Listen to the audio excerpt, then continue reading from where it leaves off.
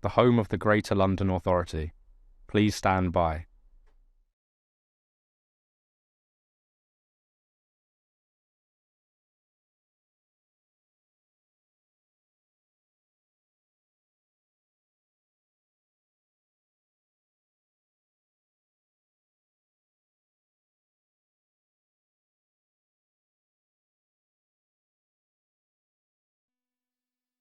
This is the broadcast from City Hall, the home of the Greater London Authority. Please stand by.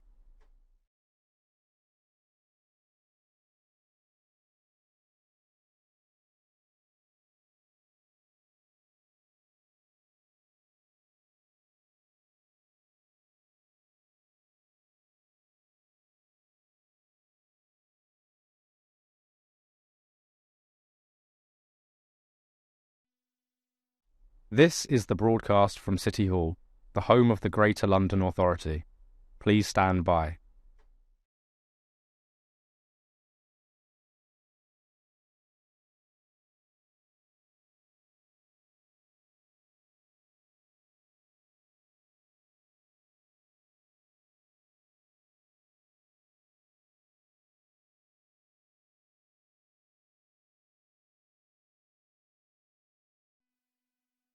This is the broadcast from City Hall, the home of the Greater London Authority. Please stand by.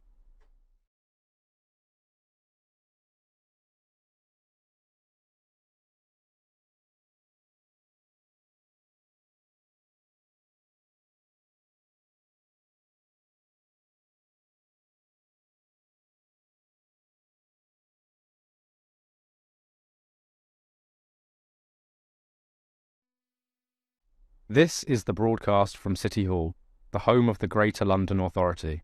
Please stand by.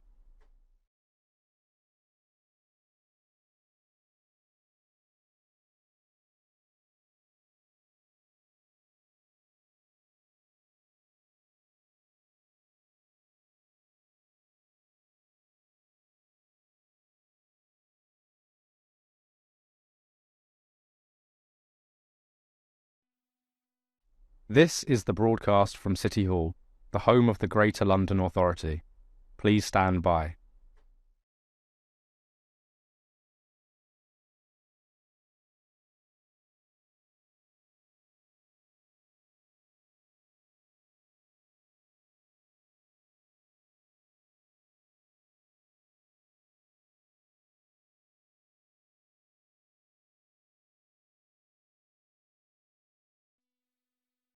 This is the broadcast from City Hall, the home of the Greater London Authority. Please stand by.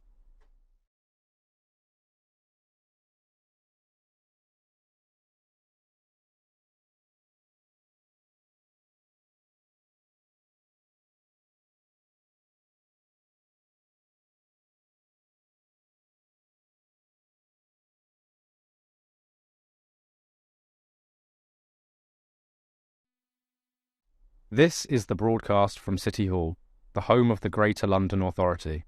Please stand by.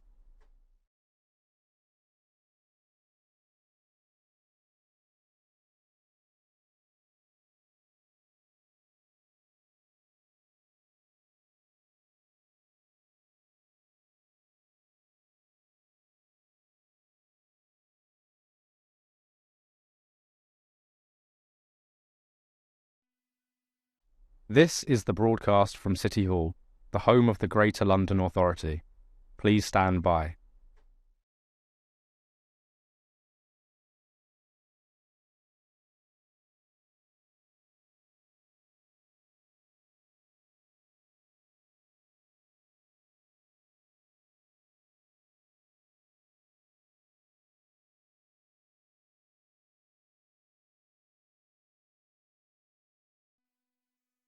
This is the broadcast from City Hall, the home of the Greater London Authority.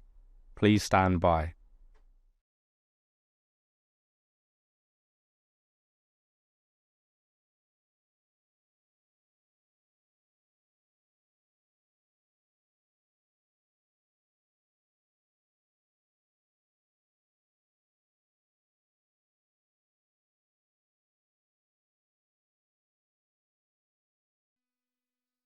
This is the broadcast from City Hall, the home of the Greater London Authority. Please stand by.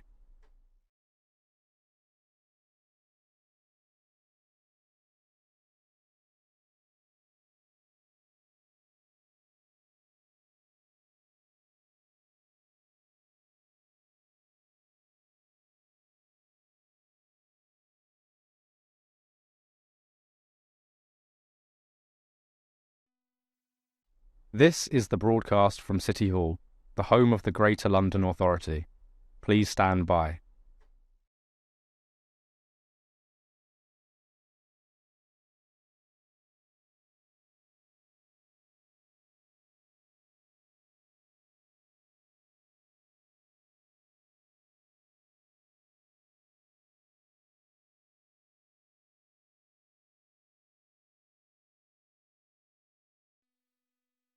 This is the broadcast from City Hall, the home of the Greater London Authority. Please stand by.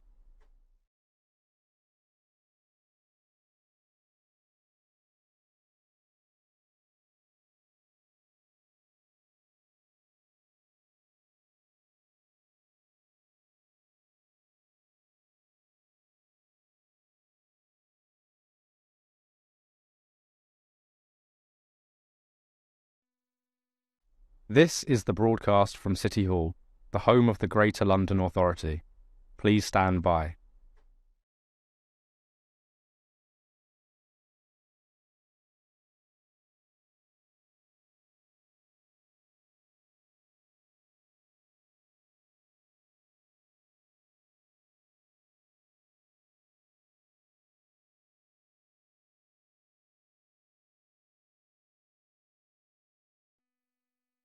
This is the broadcast from City Hall, the home of the Greater London Authority.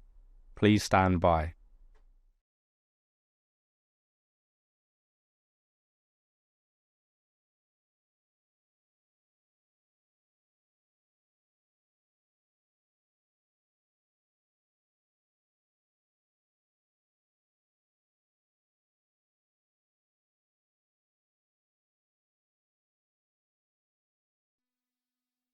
This is the broadcast from City Hall, the home of the Greater London Authority. Please stand by.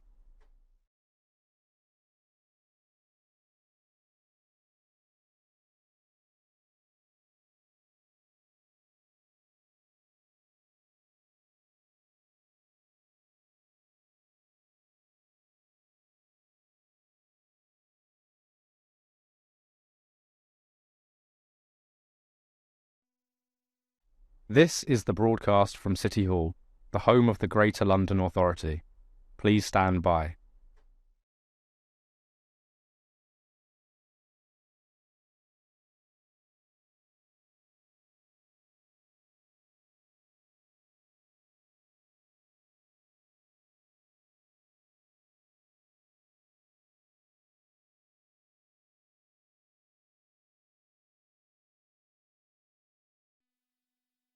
This is the broadcast from City Hall, the home of the Greater London Authority. Please stand by.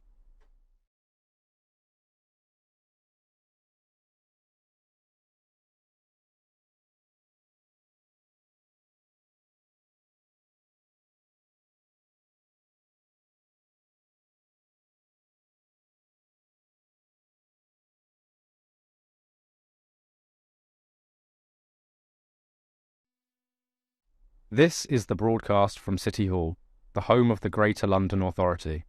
Please stand by.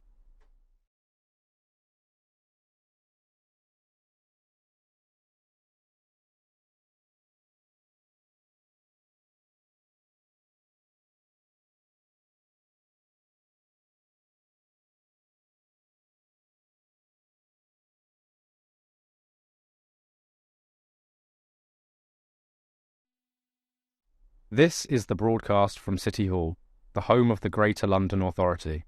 Please stand by.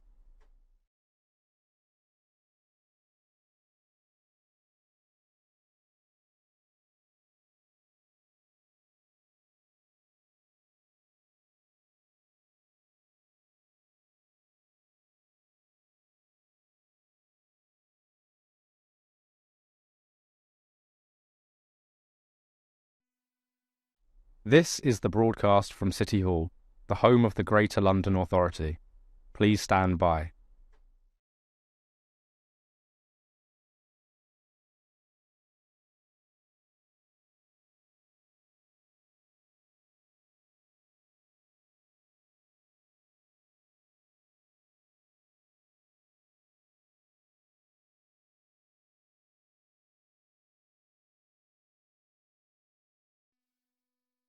This is the broadcast from City Hall, the home of the Greater London Authority.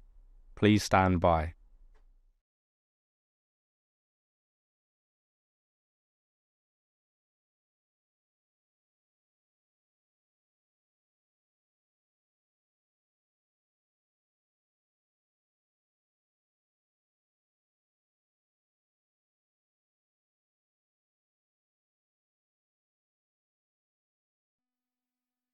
This is the broadcast from City Hall, the home of the Greater London Authority. Please stand by.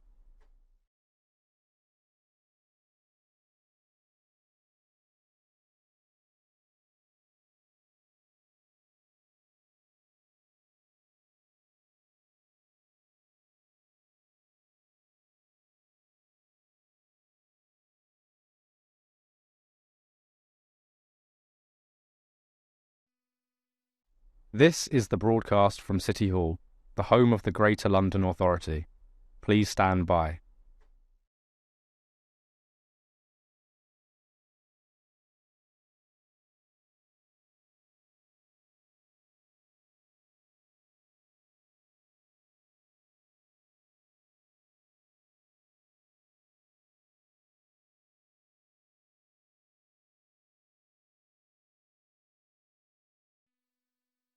This is the broadcast from City Hall, the home of the Greater London Authority. Please stand by.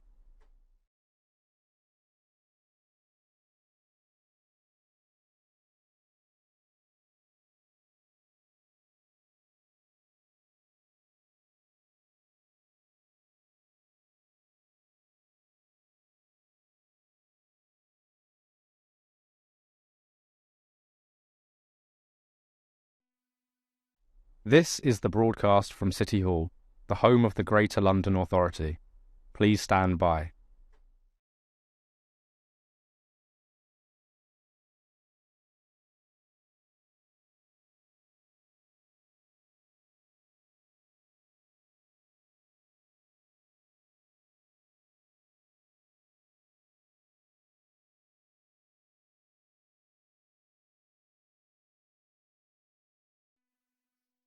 This is the broadcast from City Hall, the home of the Greater London Authority.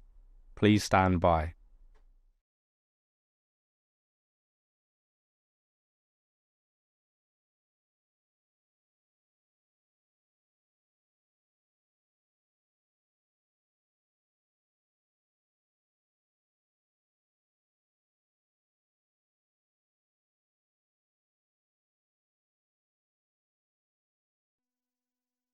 This is the broadcast from City Hall, the home of the Greater London Authority.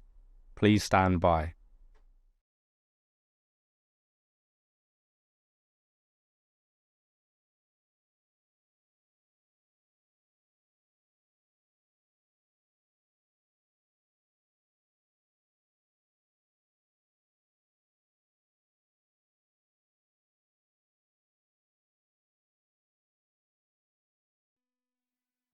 This is the broadcast from City Hall, the home of the Greater London Authority.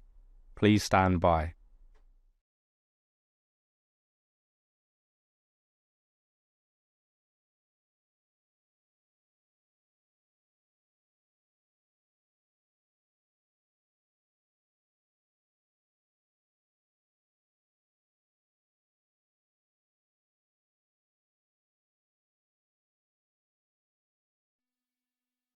This is the broadcast from City Hall, the home of the Greater London Authority. Please stand by.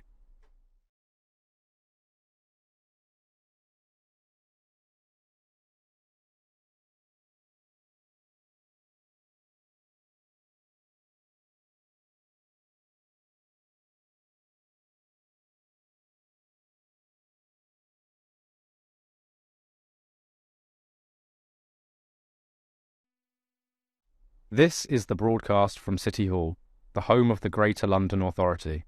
Please stand by.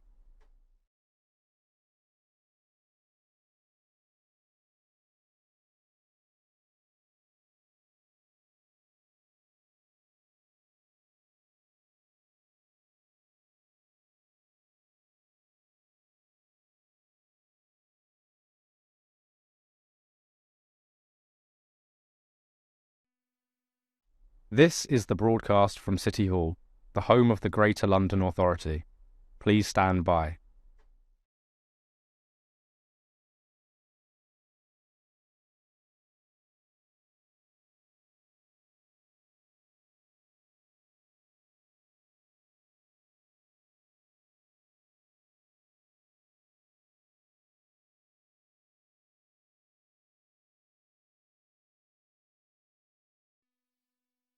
This is the broadcast from City Hall, the home of the Greater London Authority. Please stand by.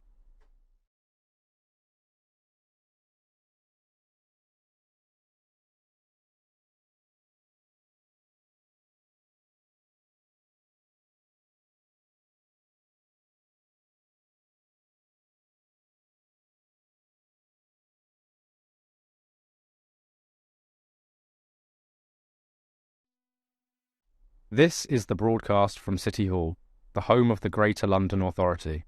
Please stand by.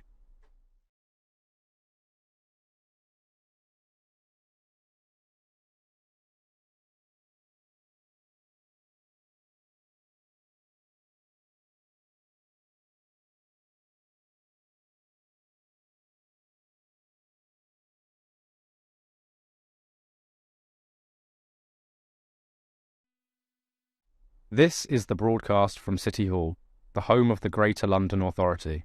Please stand by.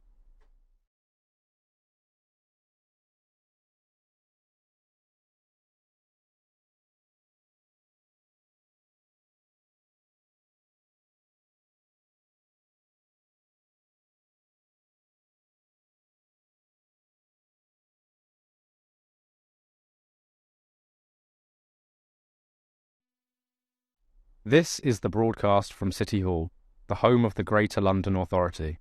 Please stand by.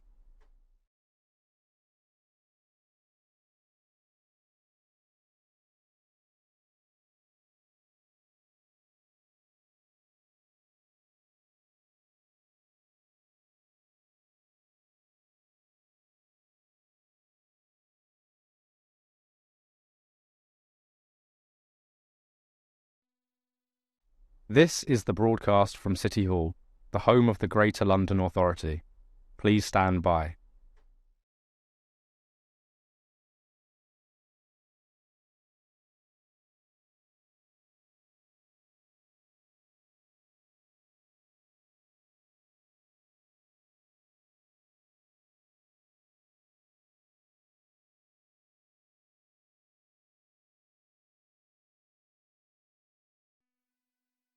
This is the broadcast from City Hall, the home of the Greater London Authority. Please stand by.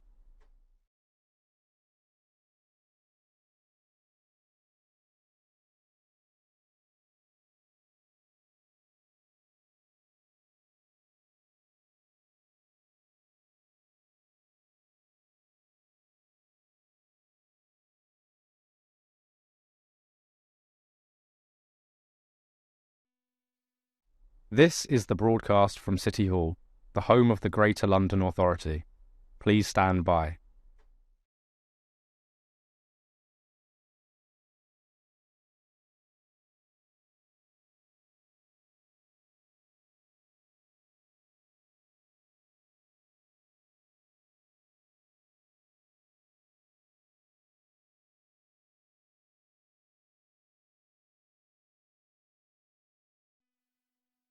This is the broadcast from City Hall, the home of the Greater London Authority. Please stand by.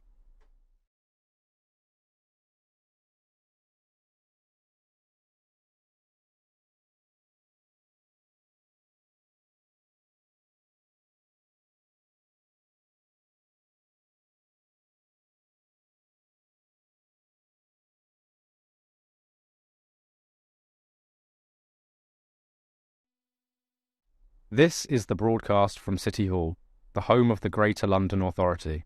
Please stand by.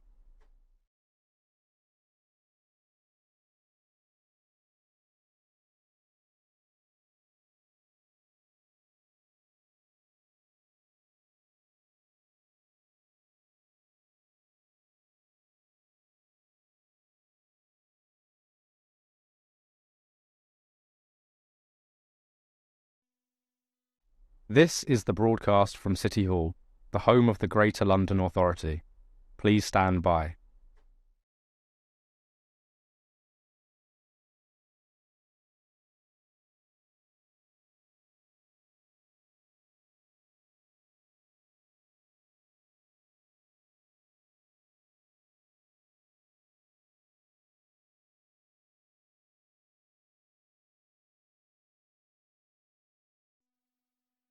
This is the broadcast from City Hall, the home of the Greater London Authority. Please stand by.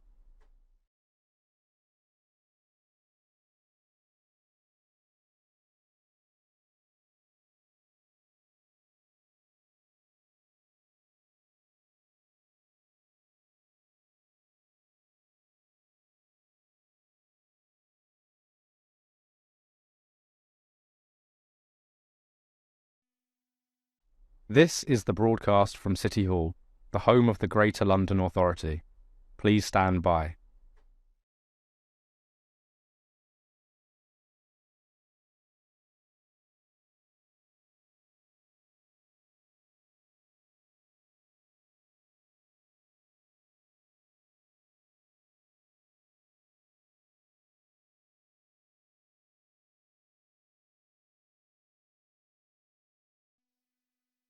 This is the broadcast from City Hall, the home of the Greater London Authority.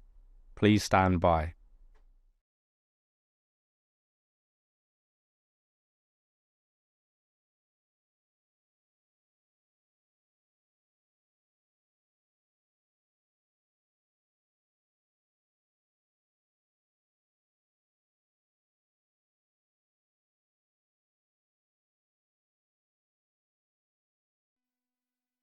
This is the broadcast from City Hall, the home of the Greater London Authority.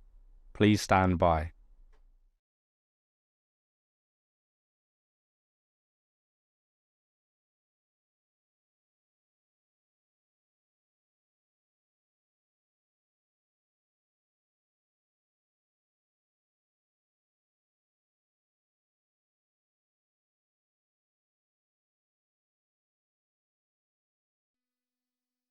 This is the broadcast from City Hall, the home of the Greater London Authority. Please stand by.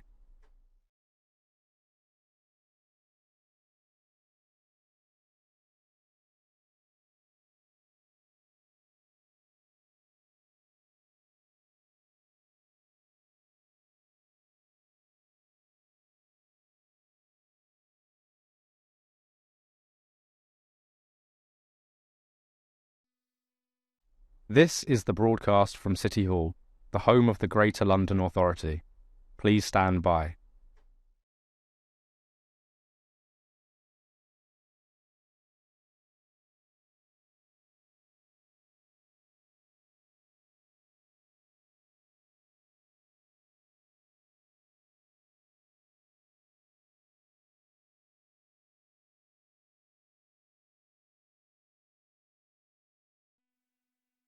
This is the broadcast from City Hall, the home of the Greater London Authority.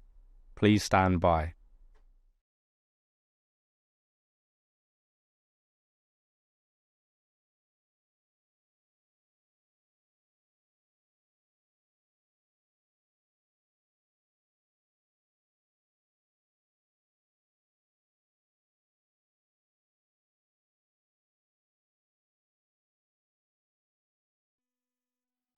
This is the broadcast from City Hall, the home of the Greater London Authority. Please stand by.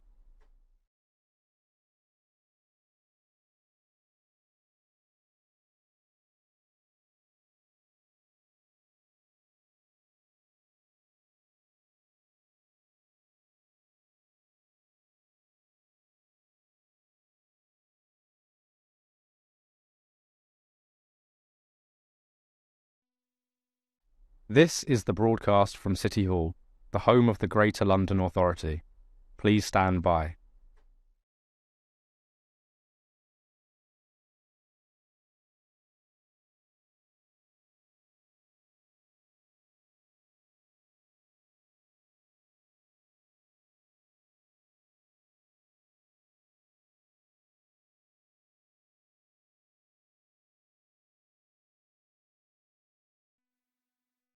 This is the broadcast from City Hall, the home of the Greater London Authority. Please stand by.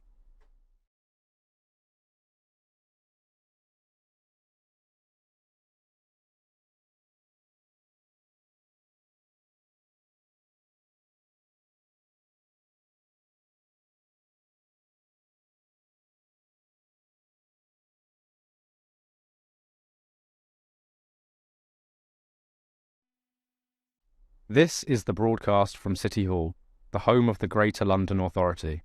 Please stand by.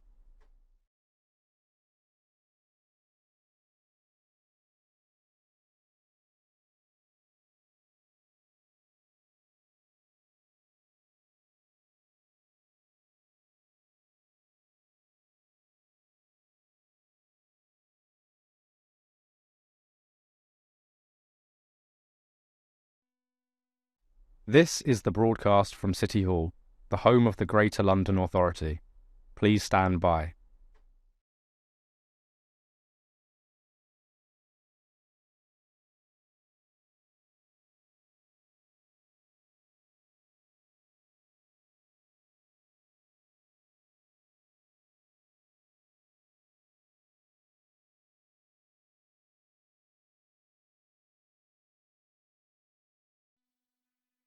This is the broadcast from City Hall, the home of the Greater London Authority. Please stand by.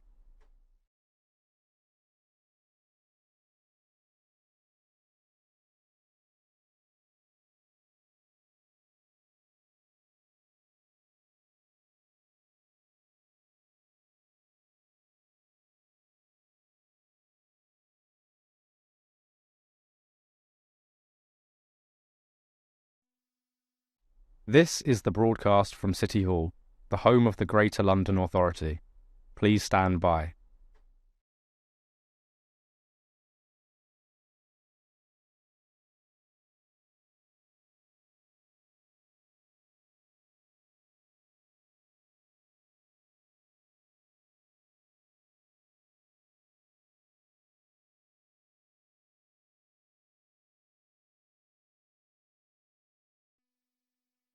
This is the broadcast from City Hall, the home of the Greater London Authority. Please stand by.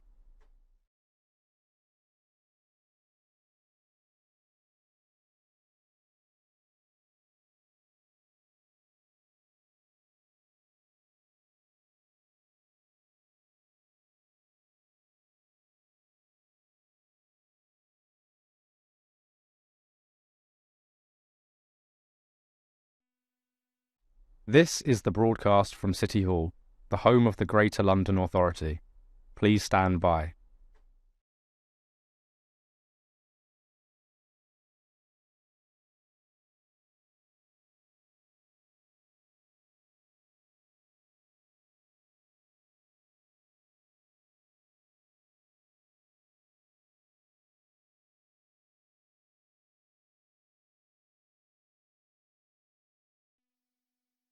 This is the broadcast from City Hall, the home of the Greater London Authority. Please stand by.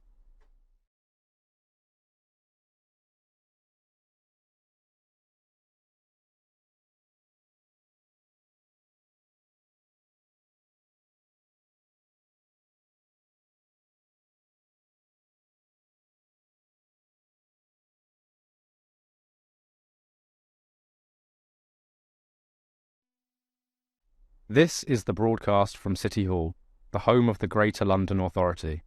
Please stand by.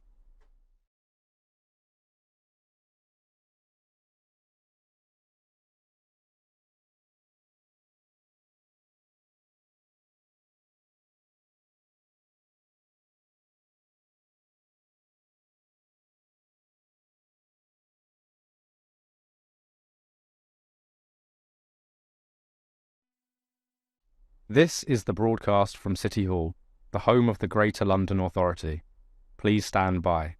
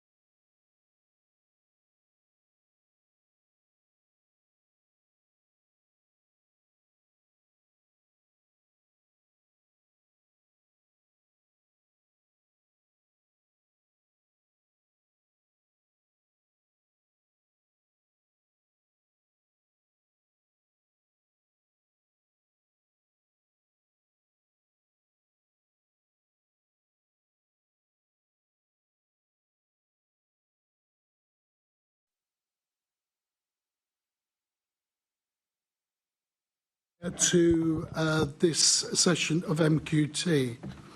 The London Assembly is the voice of London, composed of 25 elected members at the same time as the Mayor, and this meeting is in order to hold him to account, scrutinise his policies and investigate matters of importance to Londoners.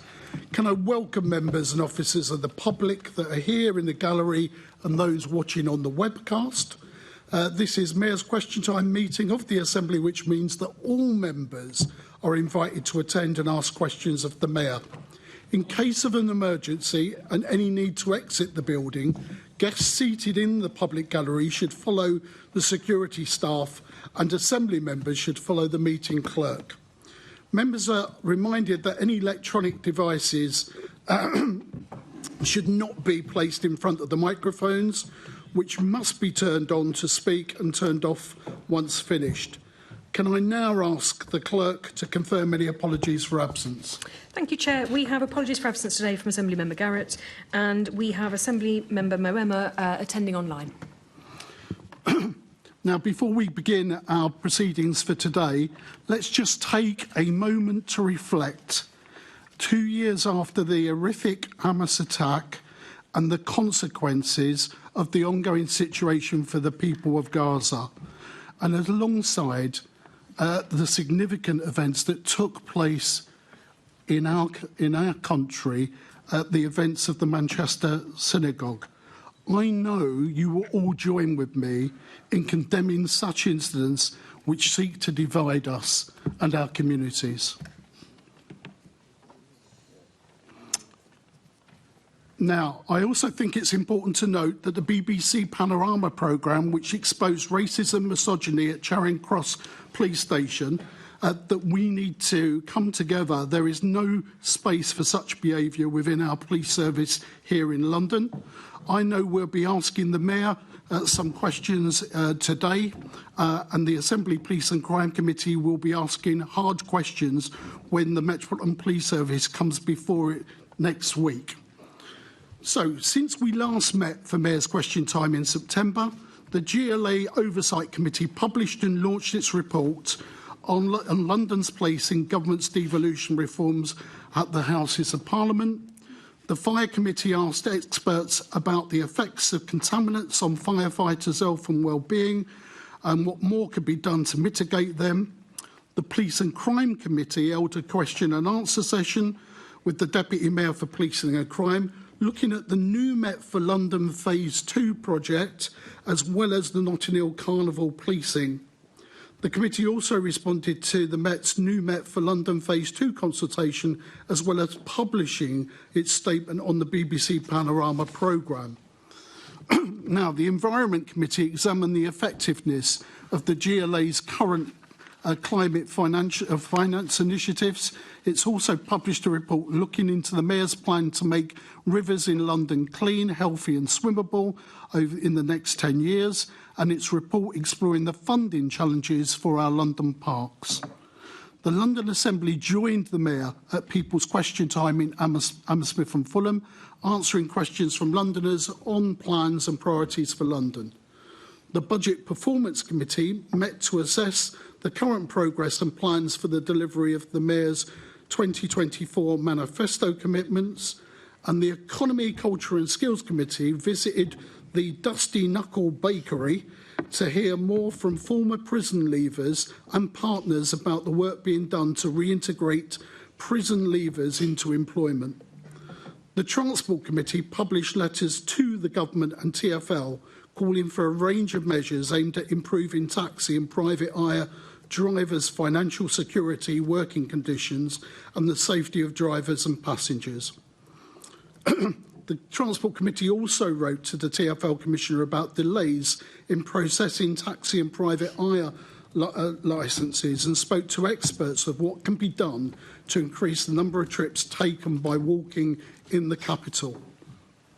Now, formal notification has been received by the London Assembly and that has provided for the establishment of a new Reform UK party grouping on the London Assembly, with Alex Wilson AM named as the group leader. A report will be submitted to the Assembly in due course, which asks the Assembly to consider the reallocation of committee seats in order to reflect a new political balance of the Assembly.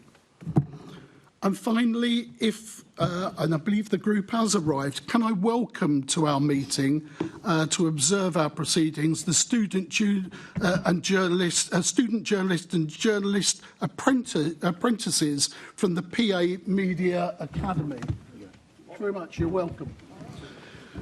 Okay, let's begin with our formal business declarations of interest. Can I ask the Assembly to note the interest set out in item 2? Do Assembly members have any disclosable pecuniary interests which relate to the items on the agenda for today's meeting, or any other relevant interest, including any declarations in relation to gifts and hospitalities which are not reflected in the authority's register of gifts and hospitalities? Okay, I'm now moving on to the minutes. Item 3, can I ask the Assembly to confirm the minutes of the London Assembly Mayor's Question Time meeting held on the 11th of September 2025 to be signed as me as a correct record? Agreed. Can I move on to item 4, which is the Mayor's report?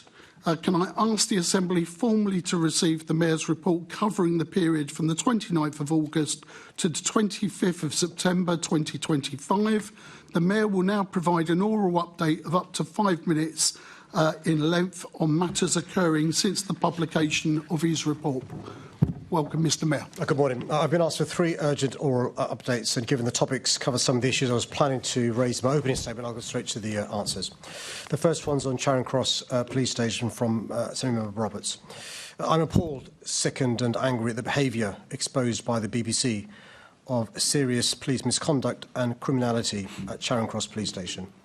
It was difficult to watch police officers, those who are tasked with keeping our communities safe, display such blatant racism, misogyny, anti-Muslim hatred and excessive use of force. I fully support the investigation by the Independent Office for Police Conduct, which must leave no stone unturned. Since being informed about this matter, I've met with the Commissioner and Deputy Commissioner to discuss the horrifying events and the further actions that need to be taken.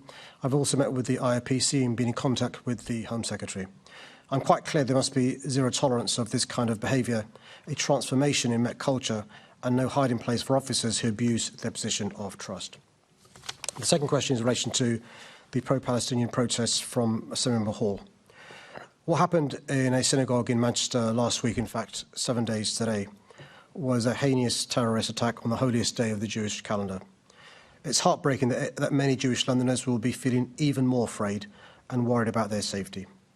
In London, the Met has stepped up patrols with an increased police presence designed to reassure our Jewish communities. Places of worship must be safe havens, and Jewish communities must be able to live and worship free from the fear of harassment, intimidation or violence. It's clear there's much more to do to rid our society of the poison of anti-Semitism, and we must redouble our efforts to stamp out this vile hatred. On the day of the appalling attack and over the weekend, there were some pre-planned protests about Israel's actions in Gaza. I urge those who are considering going ahead with those protests to be mindful of how our Jewish communities are feeling in the wake of the attack.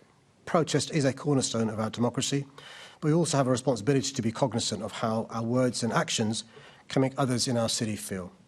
Now more than ever, I urge Londoners to stand together and be united in our rejection of hatred. And the third question is from Assembly Member Giorgio on New Towns. Following the publication of the New Towns Task Force report, I welcome the announcement that Cruise Hill and Chase Park in Enfield and Thames Mead in Greenwich are identified as 2 of 12 potential locations for the government's New Towns programme. Both sites represent and present significant opportunities to help address London's acute housing need, which is 88,000 new homes per year, through the creation of sustainable and high-quality neighbourhoods.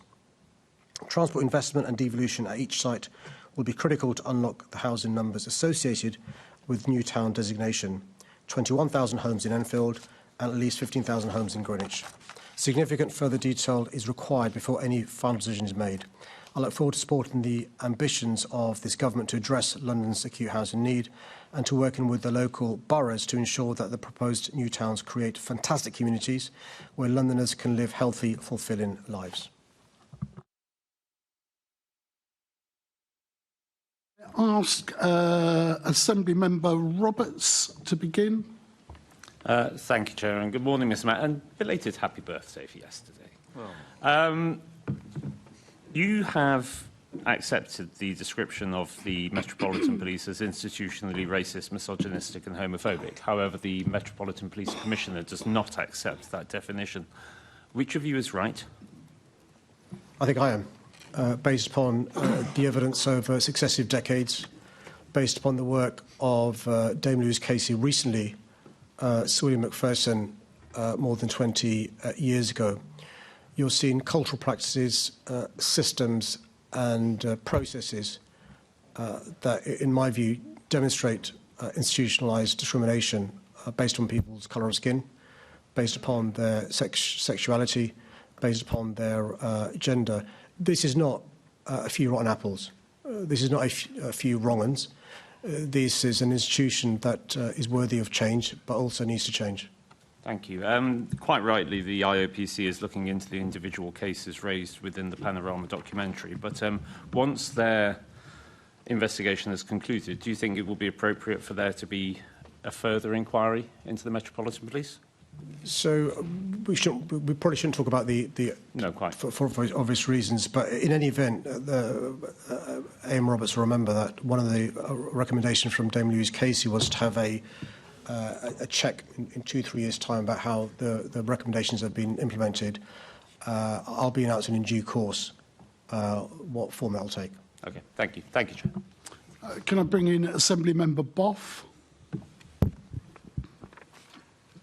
This is like déjà vu, isn't it, Mr. Mayor? How effective were your actions in 2022 when we had a similar scandal? Well, it's worth looking at what's happened since 2020, but also the response now versus 2022. He'll remember back in 2022, when I lost confidence in the Commission, I was criticised by Conservatives for doing so. In fact, the Conservatives summoned myself and Tom Windsor before the Police and Crime Committee on more than one occasion and refused to accept serious problems in the police service. I'm hoping this time there'll be a difference from the Conservatives. Also a big difference from the response of the current Commissioner to the previous Commissioner. And what's happened since 2022, there's at least 10 things I could set out that are different. There are now 200 officers who are employed to proactively uncover and deal with wrongdoing. Since 2022, there have been 1,500 officers who have been exited and staff from the police service. Operations Dragnet, Trawl, Onyx and Assure have led to the departure of hundreds of individuals due to vetting issues. We've also have internal reporting of wrongdoing has trebled since 2022. It's now more difficult to be a police officer. Previously, the vetting led to a 5% rejection of officers who want to be officers. Now it's 11%, a big difference from then. Since then, all 40,000 police officers and staff have received bespoke training on the values expected. We've invested £12 million from City Hall in a leadership academy, incredibly important in terms of supervision of officers. We drafted a private members' bill to address the issue of the need to reform police misconduct and performance framework, and I'm really pleased this government has taken on board the changes we asked for in the Veteran Regulations 2025 and the amendments which are really important. There is now a presumption of dismissal for proven gross misconduct. Serious criminal offences now automatically amount to gross misconduct, a presumption of accelerated hearings for former police officers, and chief constables, because of our lobbying, now have a right of appeal to a police appeals tribunal. And the final point in answer to the really serious question raised by the member is he should compare and contrast the response of this commissioner once he discovered wrongdoing versus the attitude of the previous commissioner when we discovered wrongdoing. So did your actions work? Well, there are 15,000 officers and staff who've been kicked out of the police service because of our actions. There is now a culture where whistleblowing has more than doubled. You've seen a situation now where, because of our actions, this Commission understands the importance of taking firm action fast. I can't share with the committee yet, with the Assembly yet, some of the changes that he'll see in the next few weeks, but he'll see in the next few weeks examples of the difference we've made in the form of what the IPC will be doing and what happens subsequently. As a result of, I mean, you used Charing Cross Station as a reason for getting rid of the previous commissioner. Who should we get rid of now? There were two big issues that I had in relation to Operation Hotton, and I was criticised by the Conservatives for doing so. One was the response to the serious issues raised by Hotton, by the then Commissioner.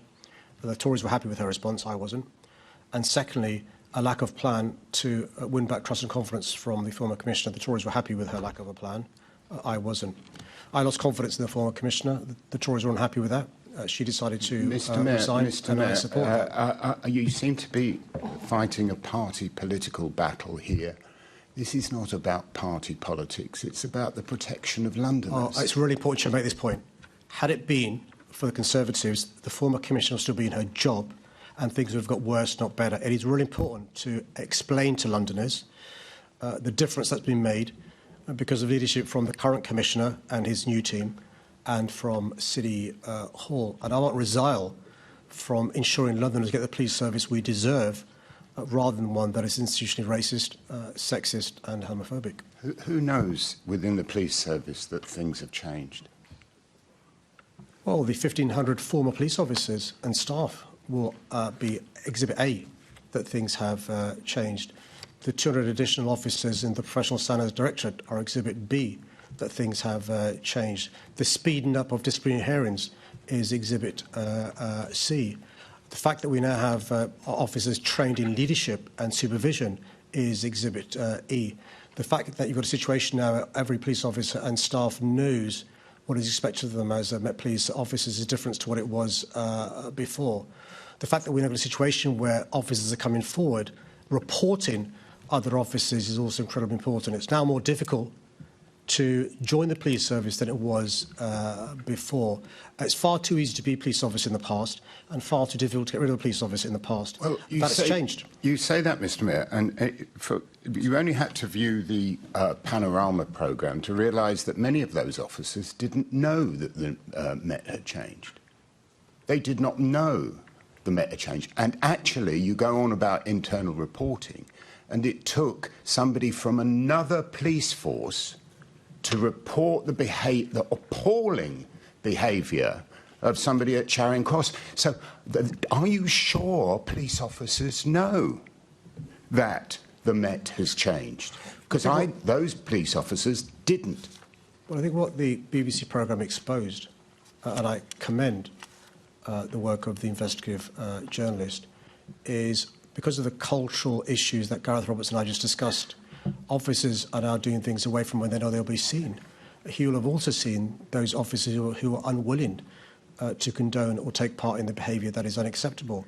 One of my concerns is why whistleblowers didn't come forward in Charing Cross Police Station in the most recent example, why those officers didn't have the confidence to do so. And that's some of the issues that the Commission will be looking into. Mr Mayor, these are very weak excuses. The last staff survey of the Metropolitan Police revealed that only 10% understood the new Met for London programme. 10%. And that's after 2 years of 2 years later from the previous Charing Cross crisis. And only 13% have confidence in the Met leadership. I would suggest to you that the changes you put into place last time just haven't worked, and Londoners are going to suffer. And finally, before I go, because I'm up against time, are you convinced that women will be believed when coming forward with accusations of violence and rape? Well, the members referred to a police-fed survey. I mean, I'll give them examples of some of the changes taking place, because it's a serious issue, and I'm sure it'll give me time, because it's an important issue, to explain some of the changes taking place. An inspector was dismissed in January 25 for what's been a member of a discriminatory WhatsApp group. A detective inspector was dismissed in May 25 for misuse of the Met Police Service system. A PC was found guilty of misconduct and given a final written warning in January 25 for use of an offensive term. Another PC was convicted of common assault following his arrest of a black woman. A sergeant was investigated in relation to his use of force. A staff member was forced to resign because of the way they dealt with a 999 call handler. There's a range of cases where the police have taken action against individuals, and there's been a cultural change as well. The time it takes for somebody against whom an allegation is made before it reaches a hearing has been accelerated. But more importantly, officers now know they can report misconduct and won't have the issues there were previously. And that's what's led to 1,500 police officers and staff being kicked out of the police service. Neither the Commissioner or myself accepts the current position, but there would have been status quo and no change at all if there had been the Conservatives in charge of police in London in 2020, 2022. OK, we're now moving on to Assembly Member Small Edwards. Thank you, Chair.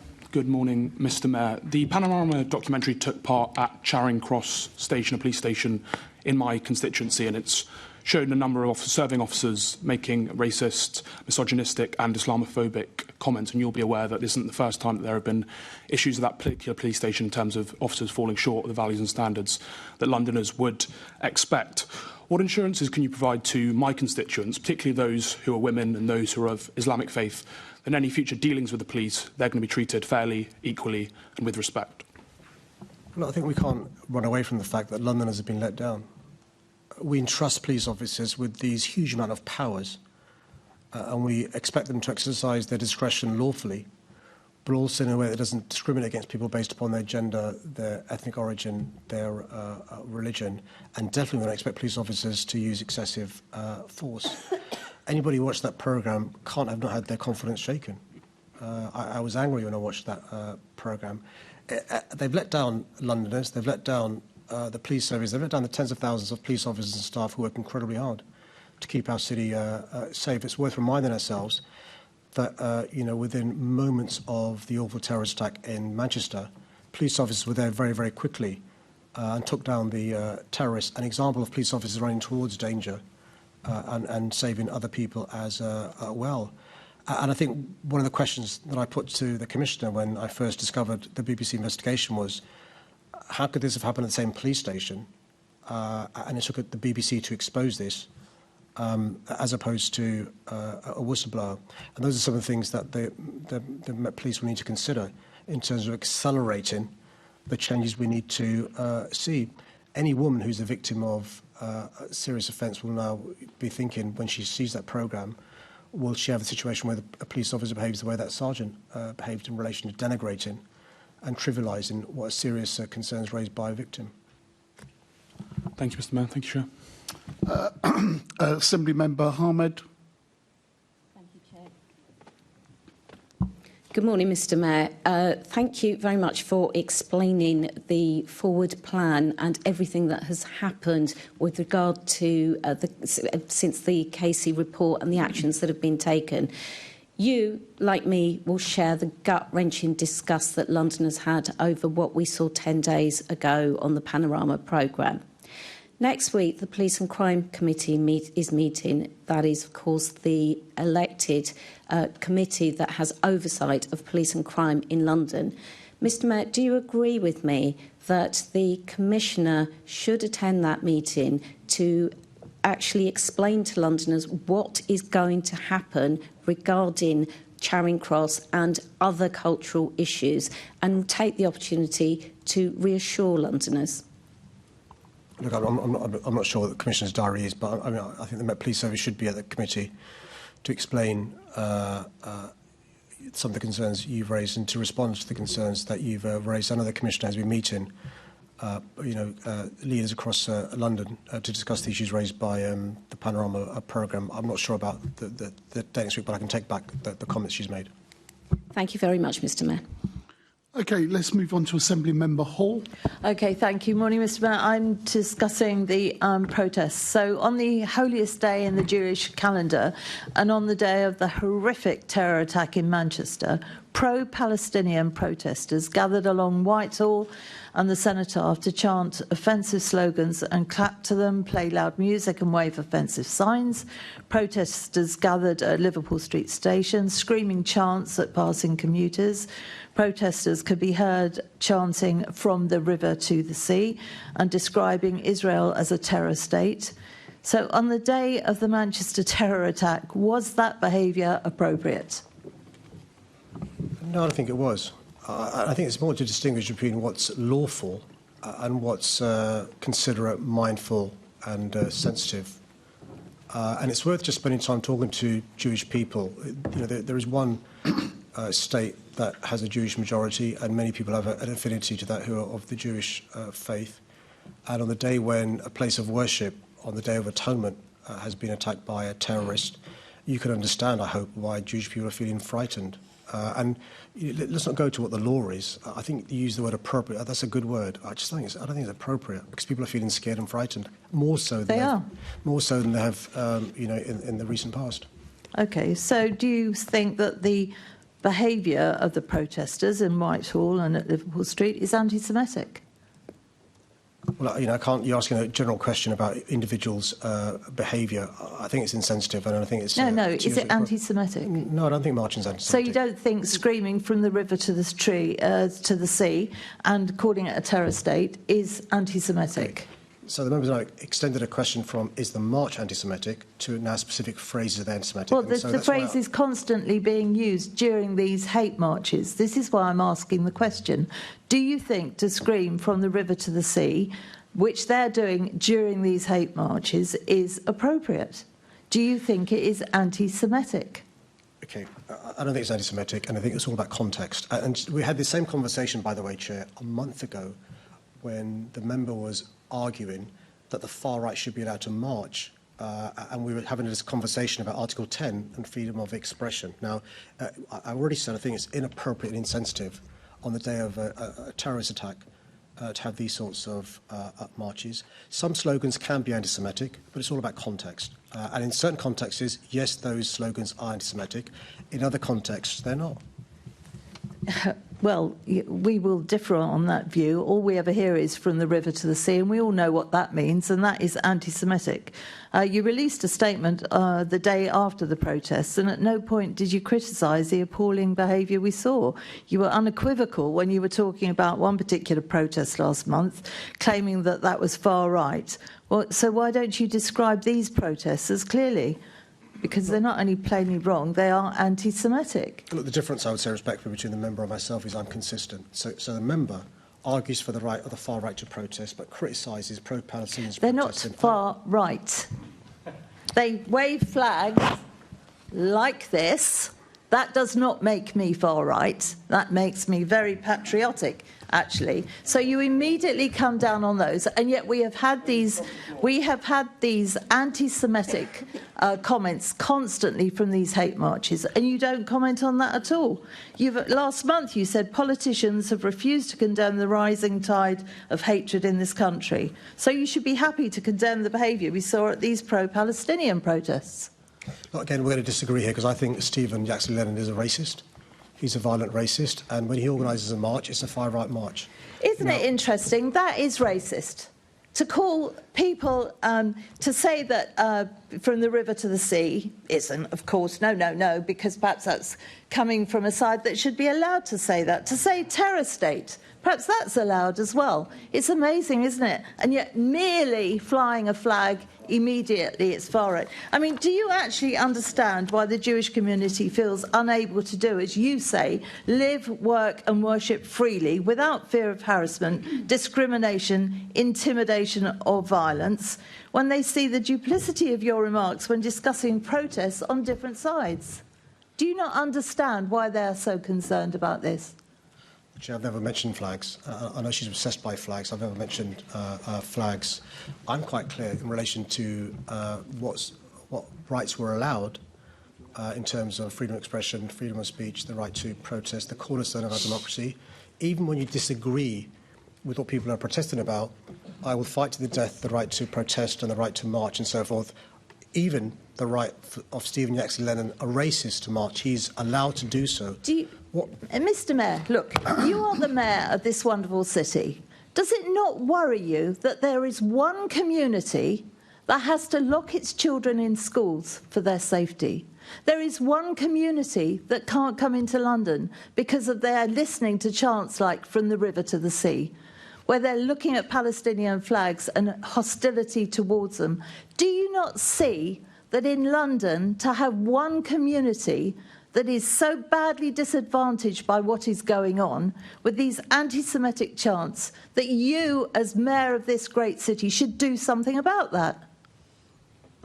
Chair, I couldn't have been clearer in my remarks in relation to my concern about the fear, the increased fear Jewish Londoners and Jewish people across the globe are feeling after the events of last Thursday. I've gone out of my way since October the 7th, 2023, to reassure Jewish Londoners and Jewish people across the country and across the... But they don't feel reassured. How can they feel reassured? Member, but there's a number of interruptions now that you're making. I understand the point you try to get across. Mainly because he's not listening, Chair. He's not listening and he's not understanding. But you can't keep interrupting. You have to allow him to answer in the way that he does, and then you can come back again. No one will object to that. I tell you what, I'll finish here because you will not do anything about this, and shame on you, because our Jewish community need looking after, and as Mayor of London you are not doing that.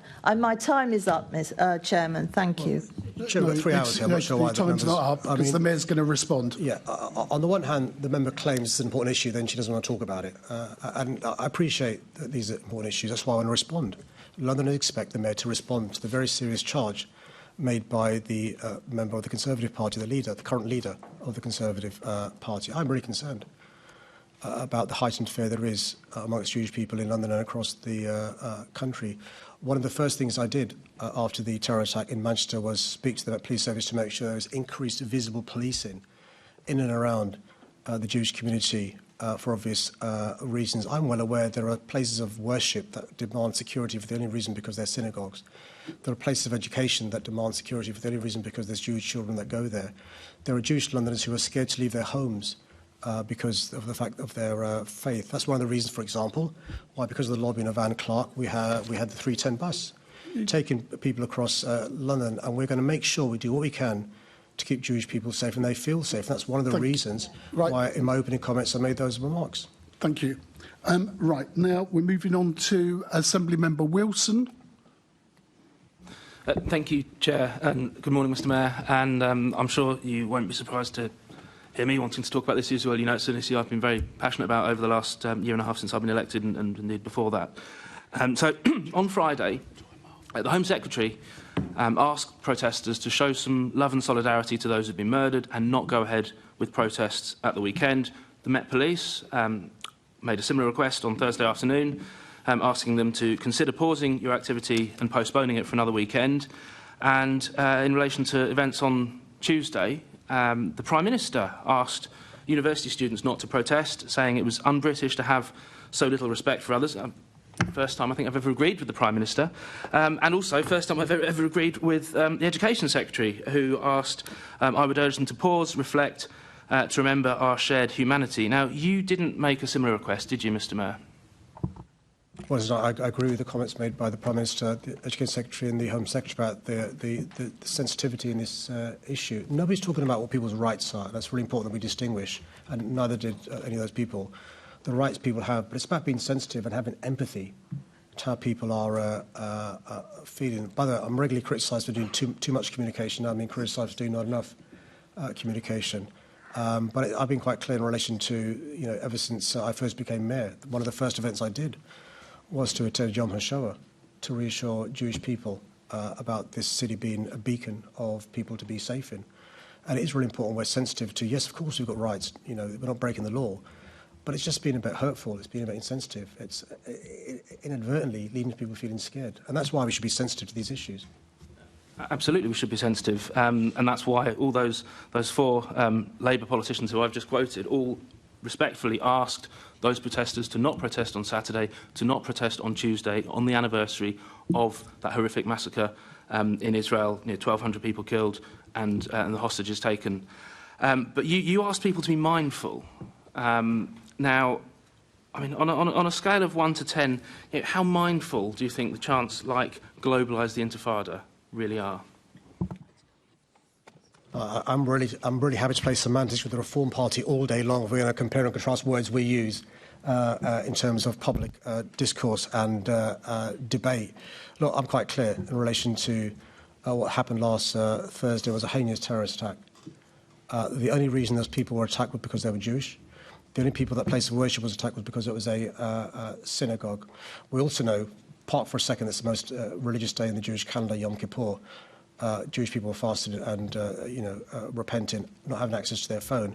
As soon as word spread about that attack on the synagogue, people were really, really scared. People were staying in their homes and not leaving homes. And what I want to see is people being kind to their neighbours, showing friendship, checking up on their friends, seeing how they're doing, how they're feeling. You can call that mindful, you can call that being a good citizen, you can call that being British, but it's basic humanity. And we can debate words or semantics, but I know, as the mayor for more than 9 years, how I've made Londoners have a sense of belonging and how the Reform Party has done the opposite. Back to my question, globalise the Intifada. That is not a mindful thing to say, is it, Mr Mayor? Well, I mean, I'm not going to get into the definition of semantics, but I can understand how that's felt by Jewish people. Jewish people feel when they hear that you're, whether you intend it or not, what you're suggesting is that they are at danger in relation to the consequences of the Intifada being globalised. Of course I get that. And you've said it's all about context when you're discussing with Assembly Member Hall, and we know what the context is. We found out what the context is on Thursday last week. For 2 years, we've had this untrammelled anti-Semitism, hatred of Jews, river to the sea, globalise the Intifada. We know what it means. We know what it means, and it's been allowed. This culture has festered for 2 years, Mr Mayor, and you can talk about being mindful, you can talk about all the platitudes. Look, if there were awards for hand-wringing and platitudes, you'd win them every time, Mr Mayor. You absolutely would. But what we want is action. You talk about Jewish members of our community feeling scared, feeling frightened. The brave men and women of groups like CST and Shomrim, they're not frightened, they're angry that they have to be doing what they're doing because this culture has been allowed to fester in our city, in our country, and we saw what happened on Thursday last week when it's not nipped in the bud. That's what we're seeing in London, what we've seen for the last 2 years. It's not just about last weekend, it's not just about last Tuesday, it's not just about last Thursday. It's happened repeatedly. And the powers are there to intervene. You have the powers under the Public Order Act to intervene, to impose conditions, and if necessary, to stop these marches going ahead. Nobody wants to block the right to protest per se. Certainly none of us on this side of the chamber, but where they cross the line into hatred, into inciting violence, and then that violence has happened as a consequence, that's where we're asking you to intervene, Mr Mayor. Well, Chair, I must be given a chance to respond to the various assertions made by the member. It's very important. So firstly, there are no powers under the Public Order Act for the mayor to stop a march or to disrupt a march. It's really important you understand the law if you're going to be the party of government. Point number 2, anti-Semitism didn't begin on October the 7th, 2023. Point number 3, it's arguably the oldest form of hatred known to mankind. Point number 4, I was the Mayor of London that went to synagogues in the weeks preceding the terrorist attack on a synagogue in Pittsburgh in the USA. That was before October the 7th, 2023. I'm also the Mayor who has invested a huge amount of money in educating young people across London about the dangers of anti-Semitism and other forms of hate crime, to teach our young people to be resilient and stoic when it comes to hatred against their fellow citizens because of the colour of their skin or because of the God they worship. I'm also aware about the importance of language, which is why you won't hear me using some of the language members of the Reform Party use, because it encourages, it mainstream, it normalises hatred, which is why, for example, last summer, when there were race riots across the country and they weren't in London, I spent a lot of time with the Jewish community, the Muslim community and others showing solidarity as well. But does he understand the ripples of fear that marches in the centre of London organised by the far right lead to Jewish families, lead to Muslim families, lead to black families? Why don't you show the same sensitivity as often to them? happens, Mr Mayor, you're asking me a question. I'm very happy to swap places if you want to ask me questions. I'm going to have to draw a line to it there because I don't want to take up too much time from my wonderful This is the problem, Chair. They don't want to debate because their arguments fall down when there's scrutiny and some debate. That's the problem with the Reform Party. They're like the Tories. You don't answer the question, Mr Mayor. Mr Mayor, actually, I will ask one more question. Why did the Jewish community not feel loved and wanted when other people do? Well, I'm really happy to compare and contrast the numbers of Jewish supporters of the Labour Party versus Jewish supporters of the Reform Party. I want every Londoner... We'll see in the local elections next year, Mr Mayor. I want every Londoner to feel loved or wanted, whether you're a member of the Reform...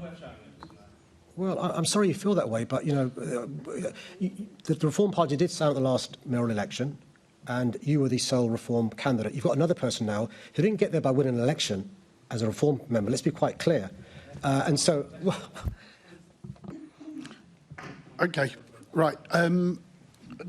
Assembly Member Bakari. Thank you. Unlike some members here, I don't have a massive ego. I know we have a job to do, and that is to represent Londoners, all Londoners. And I know that the London Assembly and its members have a responsibility to make sure that we do nothing or say nothing that will divide our communities. I am incredibly worried by some of the rhetoric and some of the things that have been said today already that is going to cause real tension in our communities. We do not need that. We definitely do not need that. We need freedom of speech. We need to make sure that we have freedom of protest. We need to make sure we have freedom of worship. We need to make sure we have freedom to live in peace. And we stand with our Jewish communities in the wake of that horrific attack. And we must do all we can to heal the divisions and to make sure that communities of faith are safe from terror attacks against places of worship, whether they are synagogues or mosques. Now, Mr Mayor, do you support the Home Secretary's decision to give police the power to decide how citizens are allowed to protest at this decision may actually increase tensions and potentially cause a breakdown of trust? Sorry, I'm not sure what powers she means. The Home Secretary has been given a decision to give police the power to decide how citizens are allowed to protest. And how do you feel this is going to impact the increased tensions that this is going to have, and even increased tension between the police and a breakdown of a potential trust? Yeah, Chair, I've not seen any details of any plans, and I'll examine them when I see them and stuff. But I'm not sure if they've been published. If they have, I've not seen them. OK. We've now got...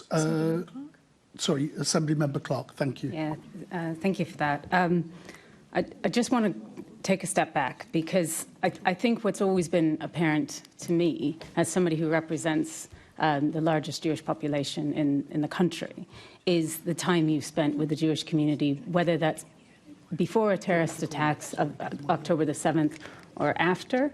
I've been in Barnet with you when you've walked alongside us with the police. I've visited synagogues with you. I know you've had Seder dinners with local families. It's those sorts of actions that show to me what you do with every other London community, is that you're with them, you connect with them, and you're with them at all times. And I think this conversation has been really disappointing, that it seems to me that some members around this table have decided to highlight one community and use that as some sort of political football, and I think it's profoundly unfair. But moving on from that, I really want to thank you and your office, because immediately following that horrific terrorist incident in Manchester, I had a phone call from your office. Barry Rawlings, the leader of Barnet Council, had a phone call from your office to check in, to see what more do we need in Barnet, because you knew it was important, and it is important. But I'm coming on to my question. The following morning, I was out for a walk with the police in Golders Green with Sarah Sackman, the local MP, and with Councillor Sarah Conway, who's our lead member for community safety in Barnet. And the three of us walked with police for, I don't know, probably a couple of hours, walking past Jewish sites, but also walking Golders Green High Street, where there's a number of charities and shops, and, you know, that's where people are. And what really struck me was with how many people stopped their cars, how many people stopped us in the street just to thank the police officers for being there.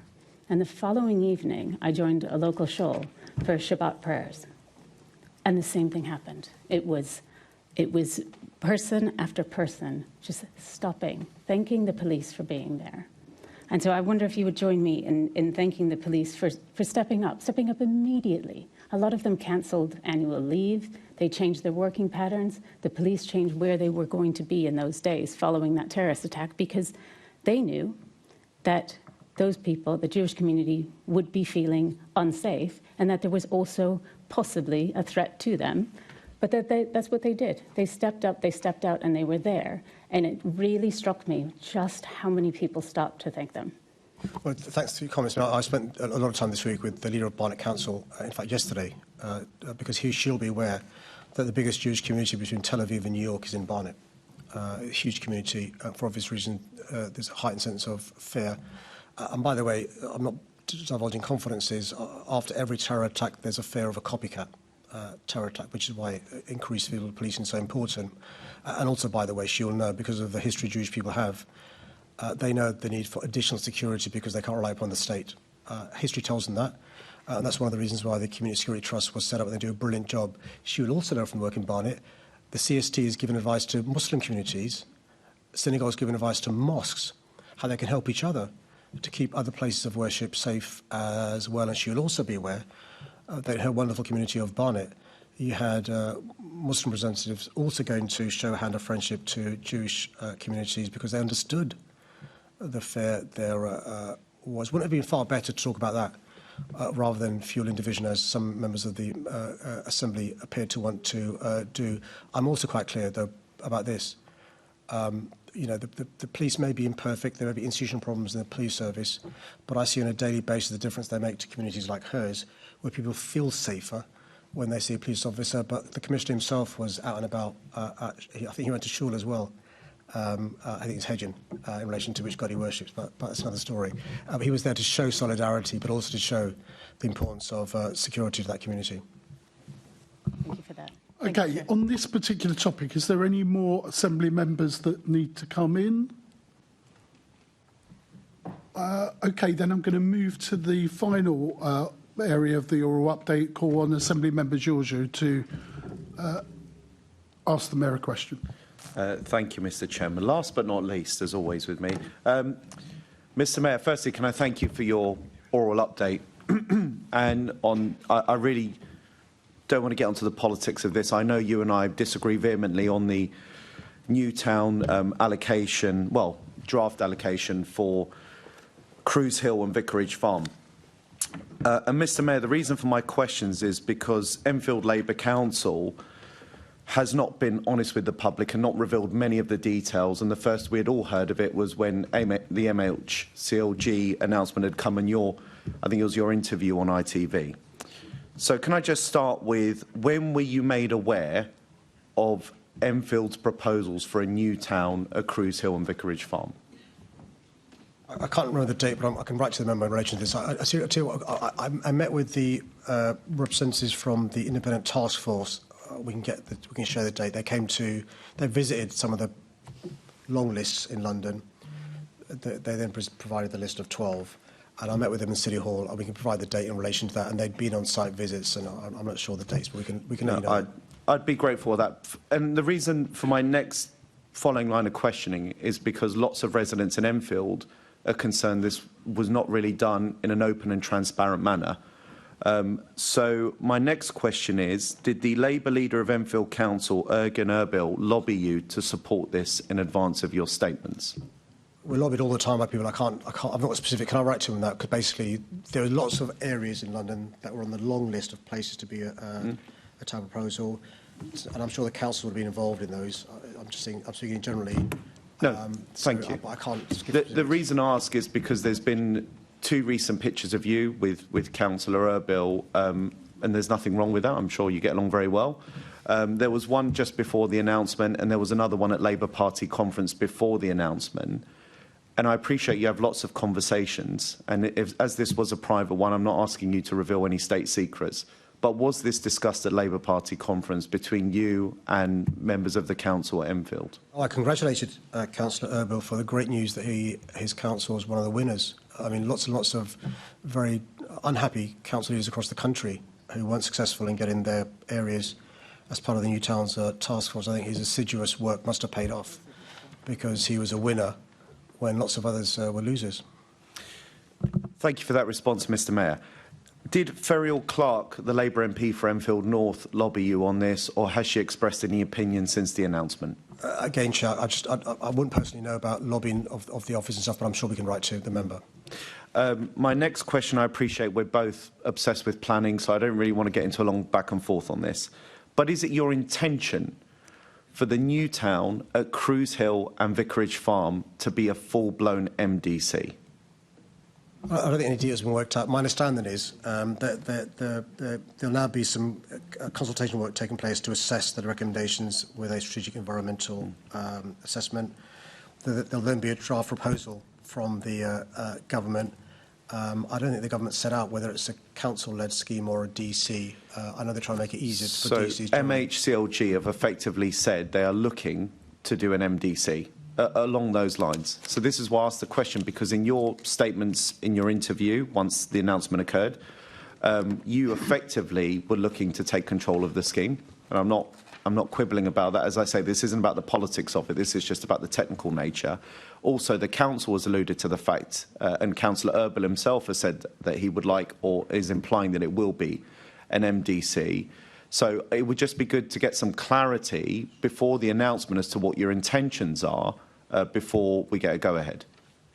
My understanding, Chair, again, apologies, I'm not more specific and I'm not being evasive, is the delivery vehicle hasn't been worked out yet in relation to whether it's the borough-led delivery vehicle or whether it's a DC. He'll be aware. There has been noises made from the government about they're in favour of DCs if it leads to expedited development. There simply isn't, as I understand it, and I will write to him, a decision made what the delivery vehicle is going to be for this. But you must have a personal preference, you know, whether to be a DC, an MDC, or for it to be council-led. Surely, you know, you would want to have full control over this, wouldn't you? I'm not encouraging it either way, by the way. I'm asking the question. No, I think the question is a fair question. I've got no views. It depends on the councils. There are some schemes that cross borough boundaries where it makes more sense to be DC. Old Common being good on this. I think 3 or 4 boroughs involved. It's quite complicated on schemes that are neighbouring a borough because the benefits seem both. Nine Elms is a good example, which Lambeth and Wandsworth. So it depends on the geography of the scheme. I just don't know enough about this particular scheme to have a view in relation to this. By the way, the Thamesmead scheme, I think, crosses 2 boroughs. So, but speaking generally without the details, I could answer. OK, thank you, Mr Mayor. Now, there's been a lot of chat, obviously, because this will be a significant change. As I say, you know, I'm completely opposed to these plans. I know you're very pro. But we will lose 1,000 jobs at Cruise Hill. And a lot of the chat amongst residents is there is been the possibility of landowners around the site being donors to the Labour Party. And I was just hoping you could put an end to that today. I've got no idea who's a donor and who's not a donor to the Labour Party. What I do know is, generally speaking, the idea is to increase support for businesses to increase growth and to increase retention. If you think about a new town with circa 10,000 or 24,000 homes, not only is there jobs in terms of the construction, but think about the business, the footfall for businesses in and around there. I just simply don't know about. Yeah. No, thank you for that. I mean, well, we know that Reform are on the payroll of developers, so I thought I'd just check with you what your situation was. Mr. Mayor, one of the sorry, we don't need to look at them. There's one of the most nasty lies that's going around about this, and I'm not saying it's coming from you, it's coming from Enfield Labour Council, is that these are all car parks and golf courses, which is not the case. I'm not getting into the debate on it once again. It is not the case. And I think what leads to serious public distrust is when politicians try to gaslight what is right in front of people's eyes. And so therefore I would ask you, and I genuinely mean this, no cameras, no press, no residents, no electors, just me and you and your protection officers to visit Vicarage Farm so you can just see, before making a decision on any of this, the rolling green fields that will go. Because there is a significant amount. It's not golf courses and car parks. I just wanted to put that offer out there. Sure, Chairman. I'm always happy to go and visit Enfield, but this isn't a City Hall decision, it's a government decision in relation to the strategic assessment and the environmental assessment and the draft proposal. But, at a suitable time, I'm sure we can arrange a visit. Mr. Mayor, I think we can both acknowledge, just on a final point, you and your team, due to the affordability grants, transport schemes and all of this, you will be very intimately involved if Cruise Hill and Vicarage Farm are allocated as a new town. This is why I'm asking the questions. And you can come for 10 minutes and say, Alex, we don't need to talk about it further, but I would just be grateful if we could do that site visit. As I say, from me, no one will be tipped off. I just would like for you to see it with your own eyes. No, sure, but I'm not sure the new town red line's been agreed. The area's been agreed for the new town. So as and when, I'm more than happy to go and visit Enfield. Okay. Thank you very much, Mr. Mayor. Thank you, Mr. Chairman. Thank you for that. So let's now move to. Sorry, Assembly Member McCartney. Apologies. Thank you, Mr. Mayor. You're quite correct. This is a government decision, but Enfield has over 3,000 people, many of them children, in temporary accommodation. It has over 7,500 on its housing needs register waiting for a permanent home. London councils combined are spending £5.5 million a day on homelessness, primarily on housing people in temporary accommodation. And we know from the talks we do to local residents that many of them are living in overcrowded accommodation in poor conditions. And one of the things about the new town is that it said that of those 20-odd thousand homes, 6,000 will be council social homes. Will you use your powers that if it is to go ahead, that promise is kept?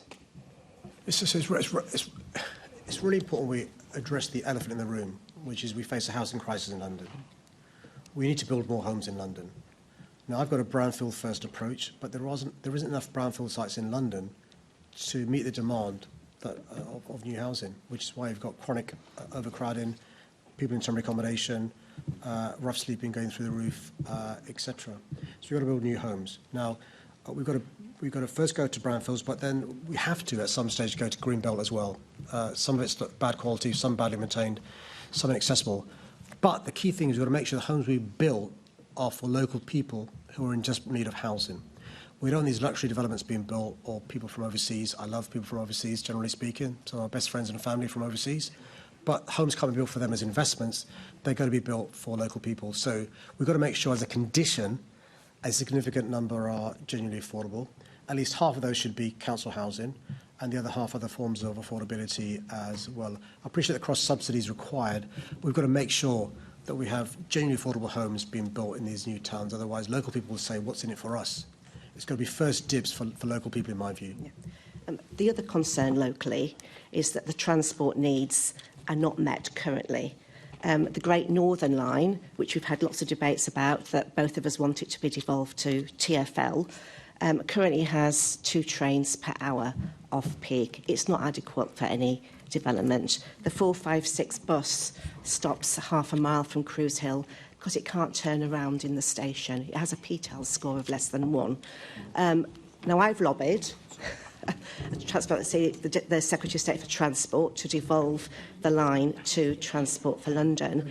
Will you use your officers to make sure that if this goes ahead, that infrastructure is put in place before the homes are built? Because that's going to be really important. Let me be quite clear. I think it's not possible to have anywhere near this level of housing without improved transport infrastructure and infrastructure generally speaking. You can't have one without the other.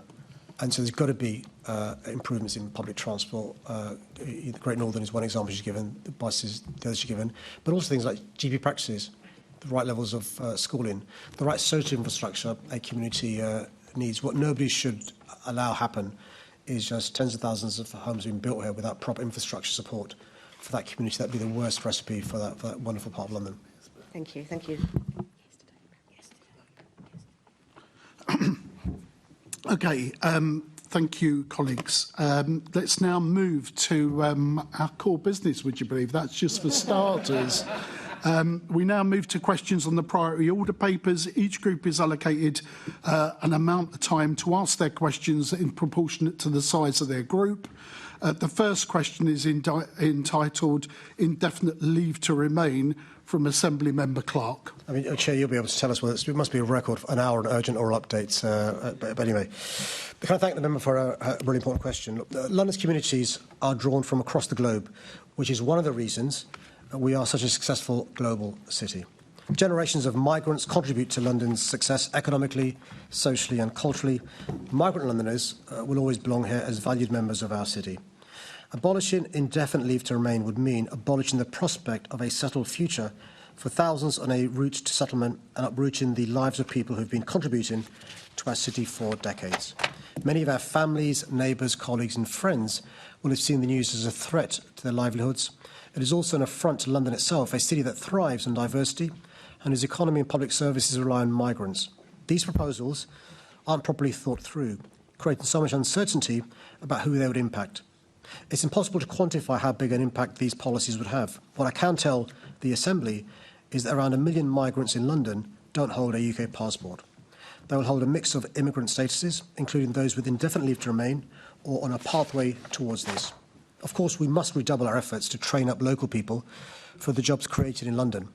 But it's worth reminding ourselves that migrant workers play a critical role in key services we applauded only a few years ago during the COVID-19 pandemic, including caring for our loved ones in the care sector, staff in the NHS and delivering for TfL. I've long championed for shorter and more affordable routes to residency and citizenship. And it's these rights that provide a basis for equality that enable us to share in the future of our country, whether we are born here or not. The Windrush generation's experience of discrimination in a hostile environment should remind us just how integral citizenship rights are. I'll continue to do all I can to support migrants here in London while ensuring we do much more to train up and support local people into jobs. Thank you for that. When I heard that the Reform Party is planning to remove this status and remove these people from the country, I was immediately alarmed, and I thought about my time when I had indefinite leave to remain. At that time, I was working. I had 2 young children, and I then became a citizen in 2007 in the Camden Town Hall. But despite living a very full life here, I was unable to vote because I wasn't a citizen. When I think about my neighbours, one of my neighbours is a playwright around the corner. One of my neighbours is an IT executive. Another one is chief exec of a charity. One thing we all have in common is we all had indefinite leave to remain, and we're now all UK citizens. When I think about London, you're absolutely right. It's that story of migration. It's that story of so many people contributing to our city, whether or not they were born in the UK. But do you agree that retrospectively revoking immigration status of people in our city would be deeply damaging? I want to give the benefit of the doubt to those who suggested this proposal. I didn't think they thought it through and realised, or maybe they did, which is worse, and realised there are people here who are lawful migrants, who are playing by the book, who are contributing to society, who are paying their taxes, who will be uprooted and affected by these proposals, but also the impact it has on communities, that sense of neighbourhood that you talked about is really important as well. By the way, practically it had an impact on our public services. It would have an impact on many of our sectors across our economy as well. But your point about retrospective nature of this is actually really serious, because I think one of the things that businesses and people crave is certainty, knowing the rules of the game. That way you can abide by the rules of the game.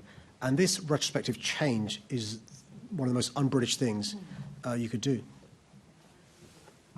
Thank you for that, and thank you, Chair.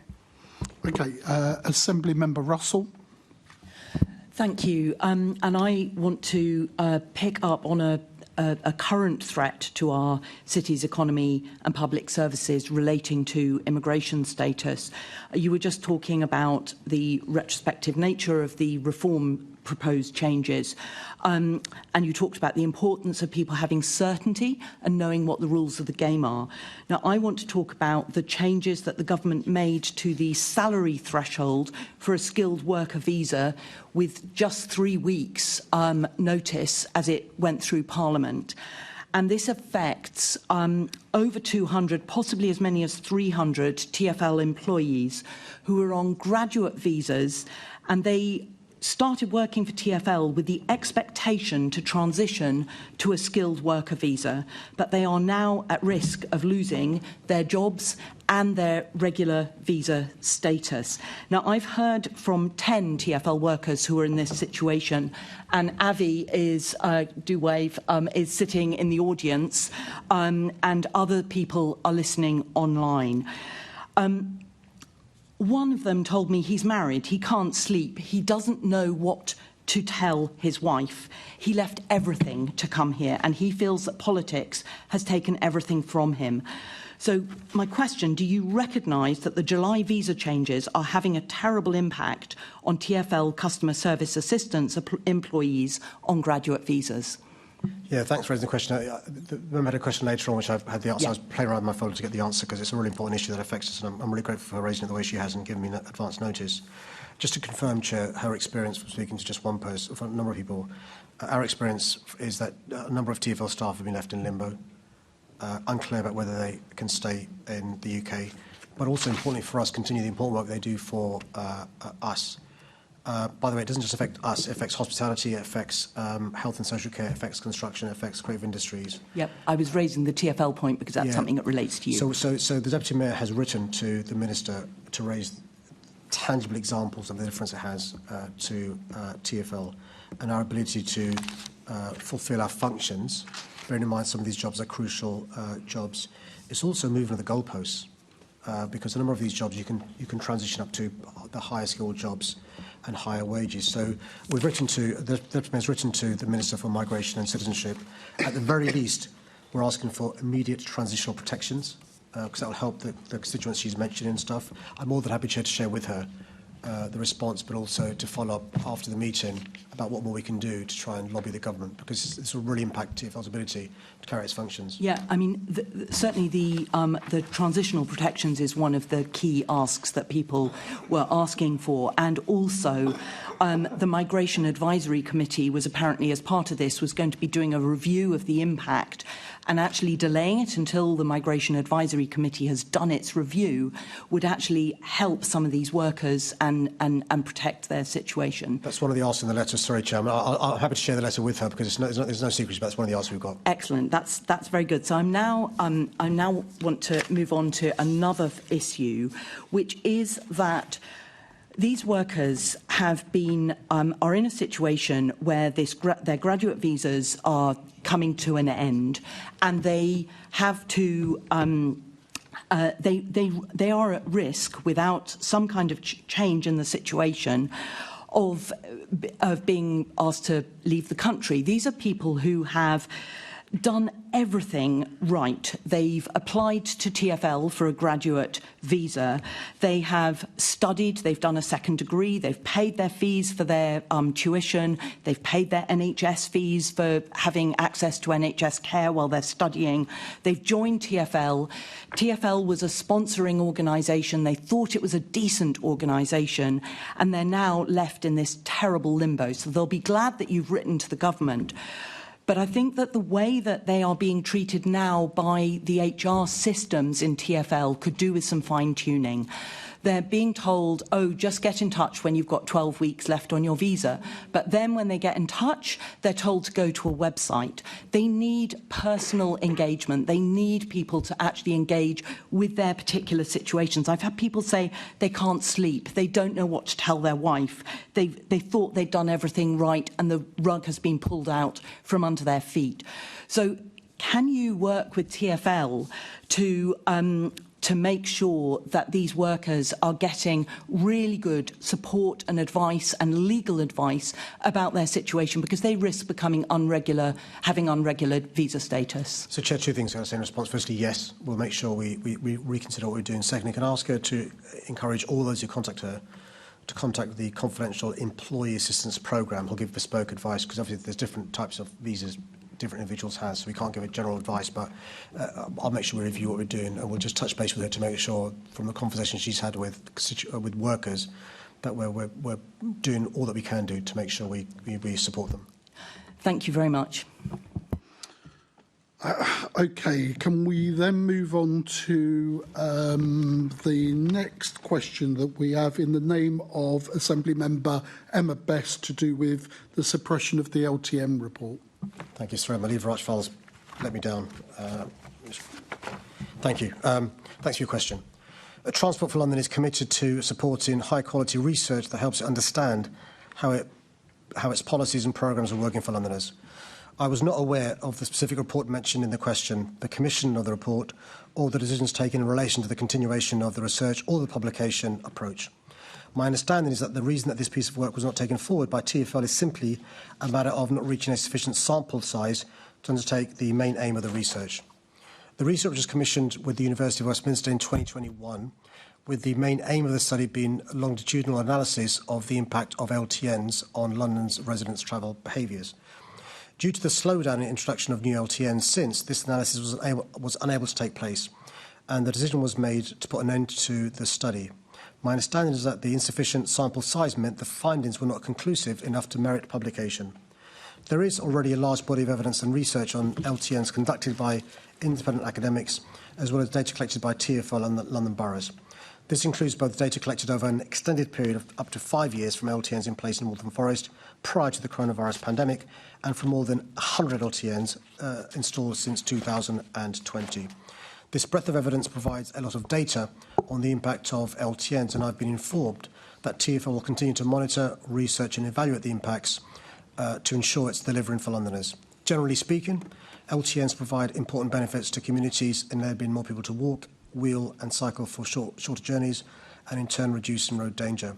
Many of London's boroughs are continuing to develop new LTNs, as they recognise the important role they play in supporting local communities. I'll continue to support councils as part of a broader Healthy Streets approach to create a future London that is a better place for all to work, live, travel in the capital. Thank you, Mr Mayor. When it came to light that the £82,000 taxpayers had spent on this research was just going to be shelved and that money wasted, did you ask Deputy Mayor Seb Dance or Walking and Cycling Commissioner Will Norman if they had been a part of this decision? The first I know about this is when I was preparing for this MQTs, but I'm more than happy to go away and look into what Deputy Mayor Seb Dance and Will Norman knew. I think that's really shocking that the first time that this came to your light was being asked about it after the scandal that's occurred. Because if you look at this isn't the first time with TfL. This follows on from your old Deputy Mayor for Environment, Shirley Rodriguez, trying to suppress research on the ULEZ when she didn't like the outcome.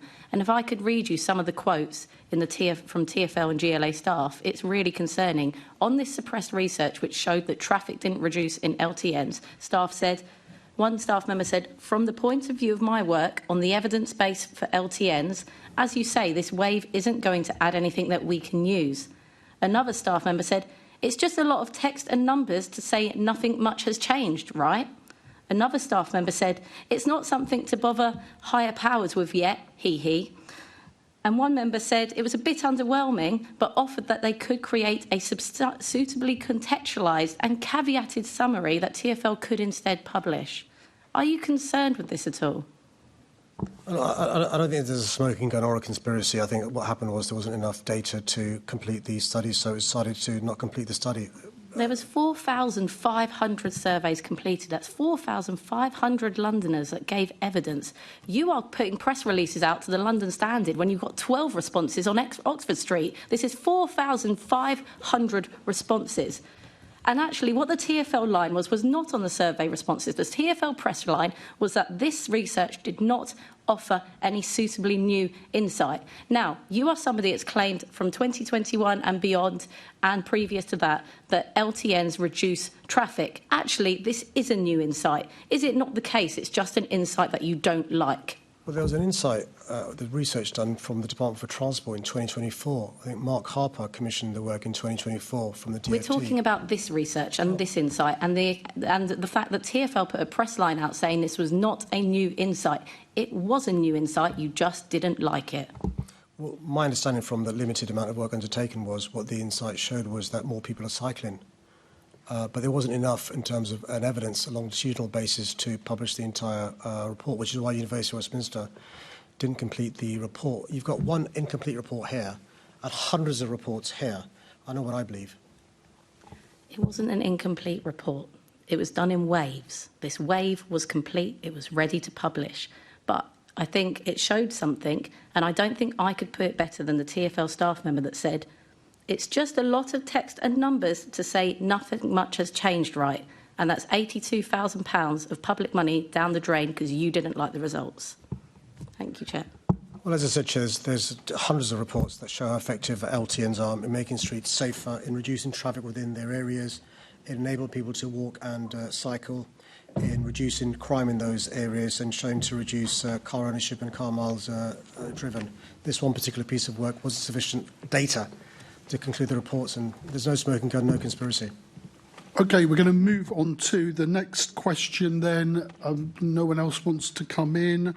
On the liabilities of fossil fuel producers in London, Assembly Member Polanski. Thanks for your question.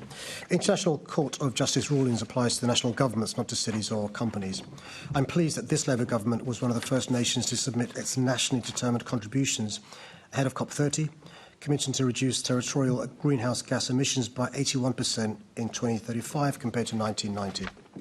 We can't escape the fact that our reliance on fossil fuels is a root cause of the climate crisis, and the impacts of climate change are not felt equally across continents, countries and communities. We've seen that in London and other cities around the world, existing disadvantaged groups are most at risk from heat waves and toxic air. I've been consistently clear that fossil fuel companies need to fully commit to the green transition or risk being consigned to the past. In London, I've been doing all I can to support the transition away from fossil fuels, and my Net Zero 2030 target clearly sets out this ambition. Through retrofitting our buildings, increasing renewable energy use and offering more low-carbon travel options, we're working hard to reduce our reliance on fossil fuels. At the same time, this is making the way for cheaper household bills, improved air quality and new jobs in the booming green economy. Between 2015 and 2022, London emissions have reduced by 28%, and since 2000, it's a 37% reduction. London's businesses and residents want to see this transition, and I was delighted that this year London hosted the largest ever London Climate Action Week to date, making it the largest citywide climate festival in Europe. The London Pension Fund Authority has also been working to remove investments in fossil fuel companies like Shell, BP, Coal India, Imperial Oil and Novatec. Despite the work we're doing in London, climate change is also an international issue requiring international solutions. My understanding is that at the heart of the advisory opinion is the acknowledgement that nations doing the least harm, often in the global south, are often suffering the most severe consequences. As co-chair of C40s, I have a commitment to halve fossil fuel use in cities by the end of the decade, and I've ensured that 2/3 of C40's budget is dedicated to supporting climate action in the global south. Thank you very much, and also thank you to everyone involved with Climate Action Week as well. It's always good to hear the political consensus, at least between us, is clear here, especially after some of the party conferences we heard this weekend. Fossil fuel finance has a big home currently in London. You named some of them, BP, Shell, Reliance. This is both bad for the planet, for all the reasons you've said, and it's also bad for our finance system in terms of it's built on a house of cards. We've got a government that's facing pressure from fossil fuel firms to grant new licences for oil exploration. That's the government's responsibility. In terms of your responsibility, what expectations are you putting on London corporates in terms of what you want to see them doing around fossil fuels? Yeah, great question. So actually, I can lobby the government as well. So you know, I'm quite pleased that the government's not going to give any new licences on oil and gas. And related to the businesses in London, not just the fossil fuel companies, we do spend a lot of time using my convening power and using the bully pulpit to explain to them what our expectations are of them. A lot of the businesses in the past who were resistant to our policies and are coming around in terms of transition. Think about the car manufacturers originally hostile to ULEZ, now doing electric and so forth. Bus manufacturers originally hostile, taxis originally hostile. So in relation to the fossil fuel companies, I'm quite clear in relation to the need for them to transition. There's three basic demands that I've got. One is I want us to be, there should be non-proliferation. Secondly, a fair phase-out. And thirdly, a just transition. And so when it comes to the work they do in London, but also elsewhere, those are the sort of conversations we're having with them. And, they're leading to some change, not fast enough. Thank you.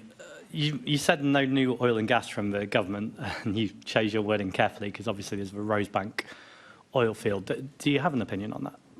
I understand the reasons why the government, for pragmatic reasons, decided to proceed with those two granted towards the tail end of the Conservative government. Again, I mentioned in answer to the previous question the dangers of retrospective changes in policy, and I can understand on a pragmatic basis, bearing in mind loss of jobs and so forth. And I'm a bit older than him, but I lived through the poor transition in the 80s with the coal mines.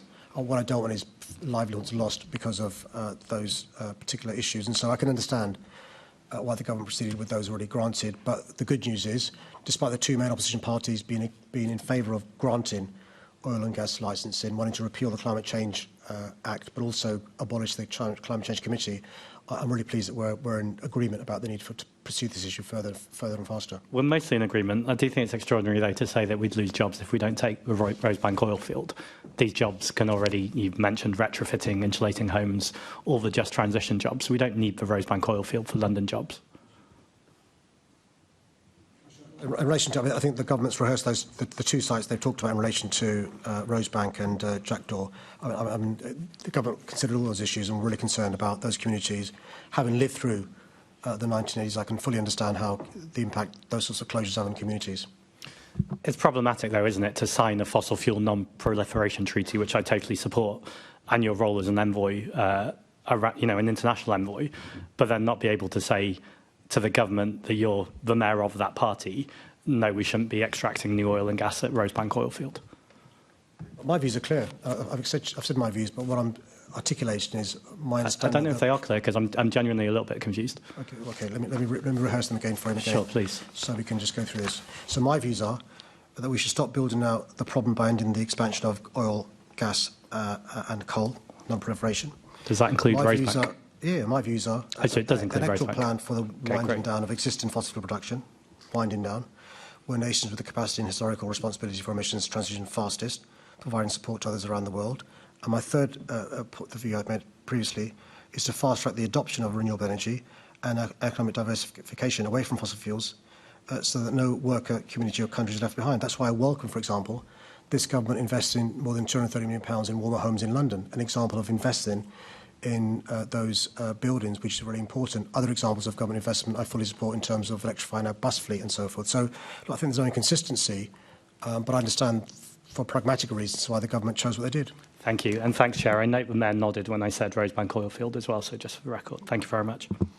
OK, let's move on to our next question, which is in the name of Assembly Member Bakari concerning London Pension Funds Authority. Sorry, my just broke. Let me down. Thank you for your question. As Mayor of London, I act as the appointing authority for the Chair and Board of the London Pension Fund Authority. My office maintains a close and ongoing relationship with the organisation through its current Chair. John Preston was reappointed for a second term as Chair, commencing in January 2024, with the Assembly having the option, but not exercising the opportunity, to hold a confirmation hearing into his appointment. The reappointment of John Preston reflects both continuity in his leadership and confidence in the strategic direction being pursued under his stewardship. My office receives comprehensive updates and correspondence from the London Pensions Fund Authority, ensuring that my team remain informed of all key developments. These updates typically include strategic priorities, performance metrics, and any significant operational matters that may arise. To ensure we are fully aware of the key issues, I also appoint an observer to the London Pensions Fund Authority board meetings. This flexible approach ensures that information flows are timely and relevant without being overly prescriptive.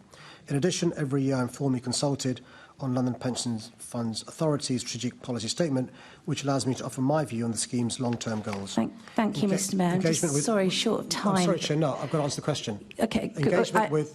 Engagement with the London Pensions Authority is overseen by my Chief of Staff, David Bellamy, who speaks regularly with the Chair, ensuring that London Pensions Funds Authority and the GLA work together in an appropriate way. Thank you, Mr Mayor. In addition to these direct communications, LPFA maintains a strong commitment to transparency. Chair, I'm sorry, I've been asked a question, and I normally answer in the time I'm given. I'm not really sure. You've answered the main part of the question. I really am grateful. Could I ask my question? Is that how it works from now? I'll give short. Sorry, what's the process from now? Sorry, I think if you've answered the main part of the question, that's fine. But if there's other additional information that you think is appropriate for the member, then you should do it. But you need to be mindful. The pressure is on the members on the clock. Chairman, your hands. I want to talk about annual reports and financial statements if you don't want me to. The simple question has already been answered. Thank you very much, Chair. Yeah. I'm very grateful for the Mayor. Yeah. He's answered the specific question that I asked, which was actually quite a brief question. I will remember that wording. Right. Perhaps you'll support us. Thank you, Chair. Thank you, Mr Mayor. Now, I do want to also take this opportunity to welcome the first phase of the ceasefire in Gaza. I, of course, hope that there will be an end to this horrific violence and rapid delivery of aid will be given to Gazans and the return of all Israeli hostages. But I am really worried that we have been here before when a ceasefire has broken. So the Liberal Democrats and you have publicly acknowledged that Israel has been committing a genocide against the Gazan people. In order to hold Israel to account on an ongoing basis, will you go one step further, like your colleagues in Labour-led Southwark, with the pension fund and agree that the London Pension Authority should be divesting from Israeli funds? Well, Chair, that was in my answer that I wasn't allowed to continue with. So, do you want me to go back to my answer I wasn't allowed to continue with? Okay. Yeah. Okay, so what I was going to read out, but I was interrupted, was, as Mayor of London, I have no power over how LPFA's funds are invested. The LFPA is overseen by an independent board, and investments are managed by Local Pension Partnership Investments, LPPI, who have their own legal responsibilities. Both the LPFA and the Local Pension Partnership Investment have responsible investment policies. For example, LPPI already excludes investment in companies involved in the production of cluster munitions, anti-personnel landmines, biological and chemical weapons, and nuclear weapons. However, LPFA's responsible investment policy was written over 2 years ago, and my view, again reiterating that I have no direct power over how LPFA's funds are invested, is that they should look again at this policy in light of Israel's actions in Gaza, and my office has asked LPFA to consider this. I should add that in regard to Israel and Gaza, we have seen positive news this morning about a ceasefire, which I'm sure we all welcome, and which I hope is the start of a process that leads to the long-term peace and security in the region. Thank you. I mean, I just want some clarity. Will you be going to the Chair of London Pensions Authority to ask him to divest from Israeli funds, yes or no? Chair, I couldn't be clear on my answer. I'll read out the section again in my answer so she can hear. Let's leave it there, Chair. Thank you very much. Okay. We haven't got a clear answer. And let's then move on. I'm sorry, this time, I think we all need a bit of a comfort break. Yeah. Just a bit of a big, I need to pause and just regroup myself, even though I'm not participating in the way you are. So we will adjourn until... 10 minutes, Chair, until 11:36. 11:36, back in the chamber. Thank you.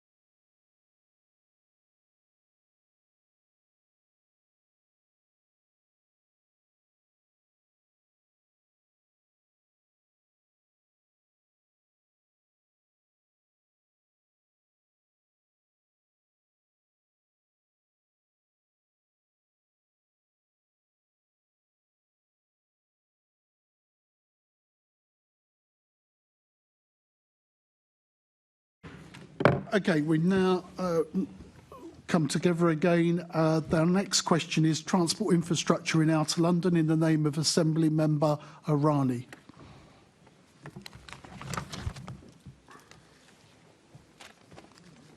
Thank you, Chair. Improving public transport provision in Outer London has and continues to be a key focus for me as Mayor. We're working on an ambitious programme to grow the bus network in Outer London and create faster connections, provide better coverage and more direct frequent services. In the Assembly Members' patch in Brent, for example, TfL has just this week announced a new night route, N118, which will run between Trafalgar Square and Ruislip. I'm also proud to have introduced the Superloop bus network, transforming travel in and around Outer London. That means in the members' constituents, that the members' constituents are already benefiting from Superloop 10, and TfL are currently consulting on proposals for a new route, the SL13, between Hendon War Memorial and Ealing Broadway. The consultation runs until the 22nd of October. Major projects such as the West London Orbital are significant opportunities to improve connectivity, support new housing, jobs and deliver economic growth in Outer London. TfL and I continue discussions with the government about how we can collectively find a funding solution for this new important project, which should provide Brent with 2 new stations at Harleston and Neasden. And we've already delivered projects such as the Elizabeth Line and Barking Riverside to boroughs out in Outer London. TfL is also continuing to modernise existing services which extend into Outer London, including through the £2.9 billion Piccadilly Line investment programme and improving the reliability of the bus network through 25 kilometres of new bus lanes by December 25. TfL also continues to partner with Outer London boroughs, investing in the rapidly expanding cycleway network, and they're currently working with the London Borough of Brent to plan a new high-quality cycleway and improvements for pedestrians between Wembley Central and Harlesden Station. I also recognise more must be done to make London's transport network truly accessible and inclusive, and that's why I've set out an ambitious target of making 50% of tube stations step-free by 2030. Much of TfL's recent step-free programme has been focused on Outer London, including Harrow on the Hill, which he campaigned for, which was made step-free in 2022. I'm pleased that TfL has recently announced the 17 additional stations where step-free feasibility work will begin, including Willesden Green and South Harrow, again due to its assiduous campaigning.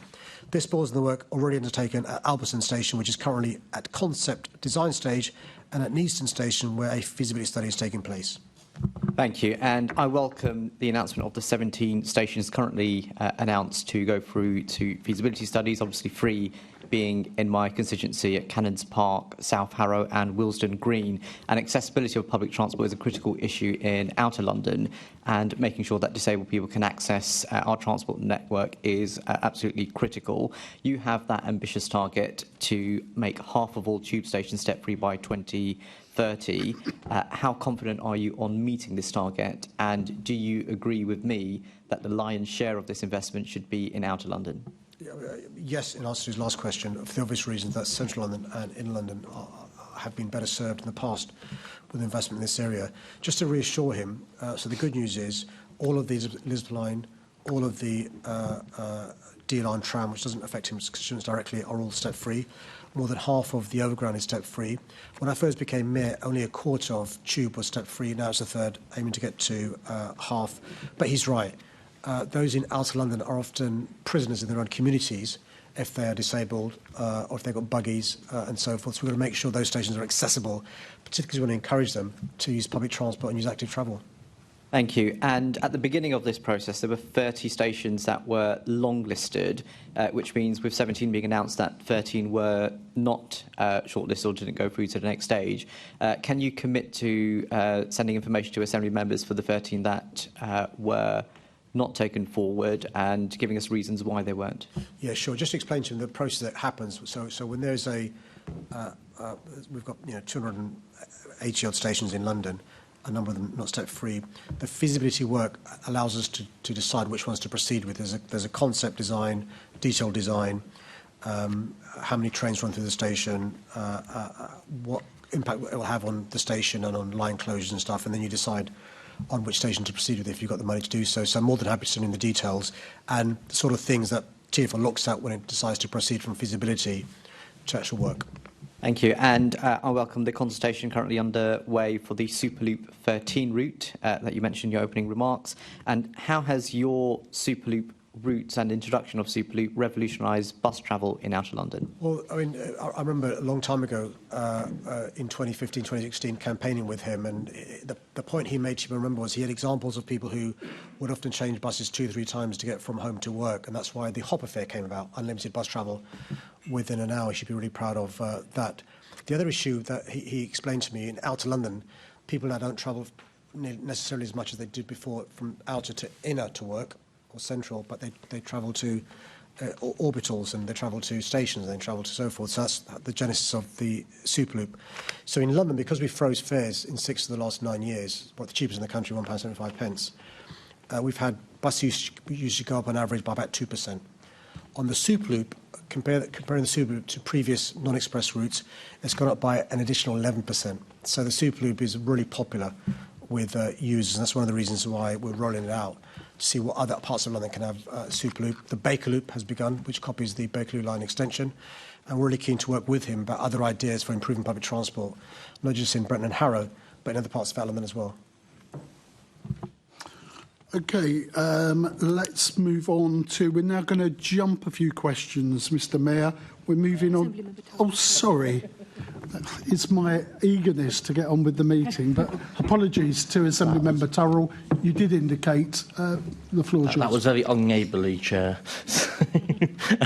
Good morning, Mr Mayor. But before I ask my question, I'm sure you'll want to join me in thanking the hundreds or so firefighters who are currently tackling a blaze on Penge High Street in my constituency. Thank them for their bravery and the speed at which they've got this fire under control. Now, speaking of outer London and transporting outer London, you've mentioned the lack of public transport in outer London, which does lead to higher car dependency. And it's on that I once again draw back to this RAC list published in March this year that listed the top 10 car theft hotspots in the UK. Now, 8 of those were in London, 7 in outer London. With this in mind, as a way to tackle increasing car theft, will you commit to giving the police access to the live feed from the ULEZ cameras so that they can use the ANPR facility to track where these stolen cars are being taken to have their place removed so we can start dismantling these criminal gang networks? Yeah, Chair, thank you for the question. I'm sorry that I wasn't given advance notice. I'm not aware of what the position is in relation to the outer London cameras. My understanding from memory was the police have access to central and inner London. There was conversations about outer London as well. I thought they'd been resolved, but can I take this away and come back to him in relation to this issue? The issue was the issue of data and stuff, which is a formality, I'm sure. But can I come back to him on that? Thank you very much for that answer, Mr. Mayor.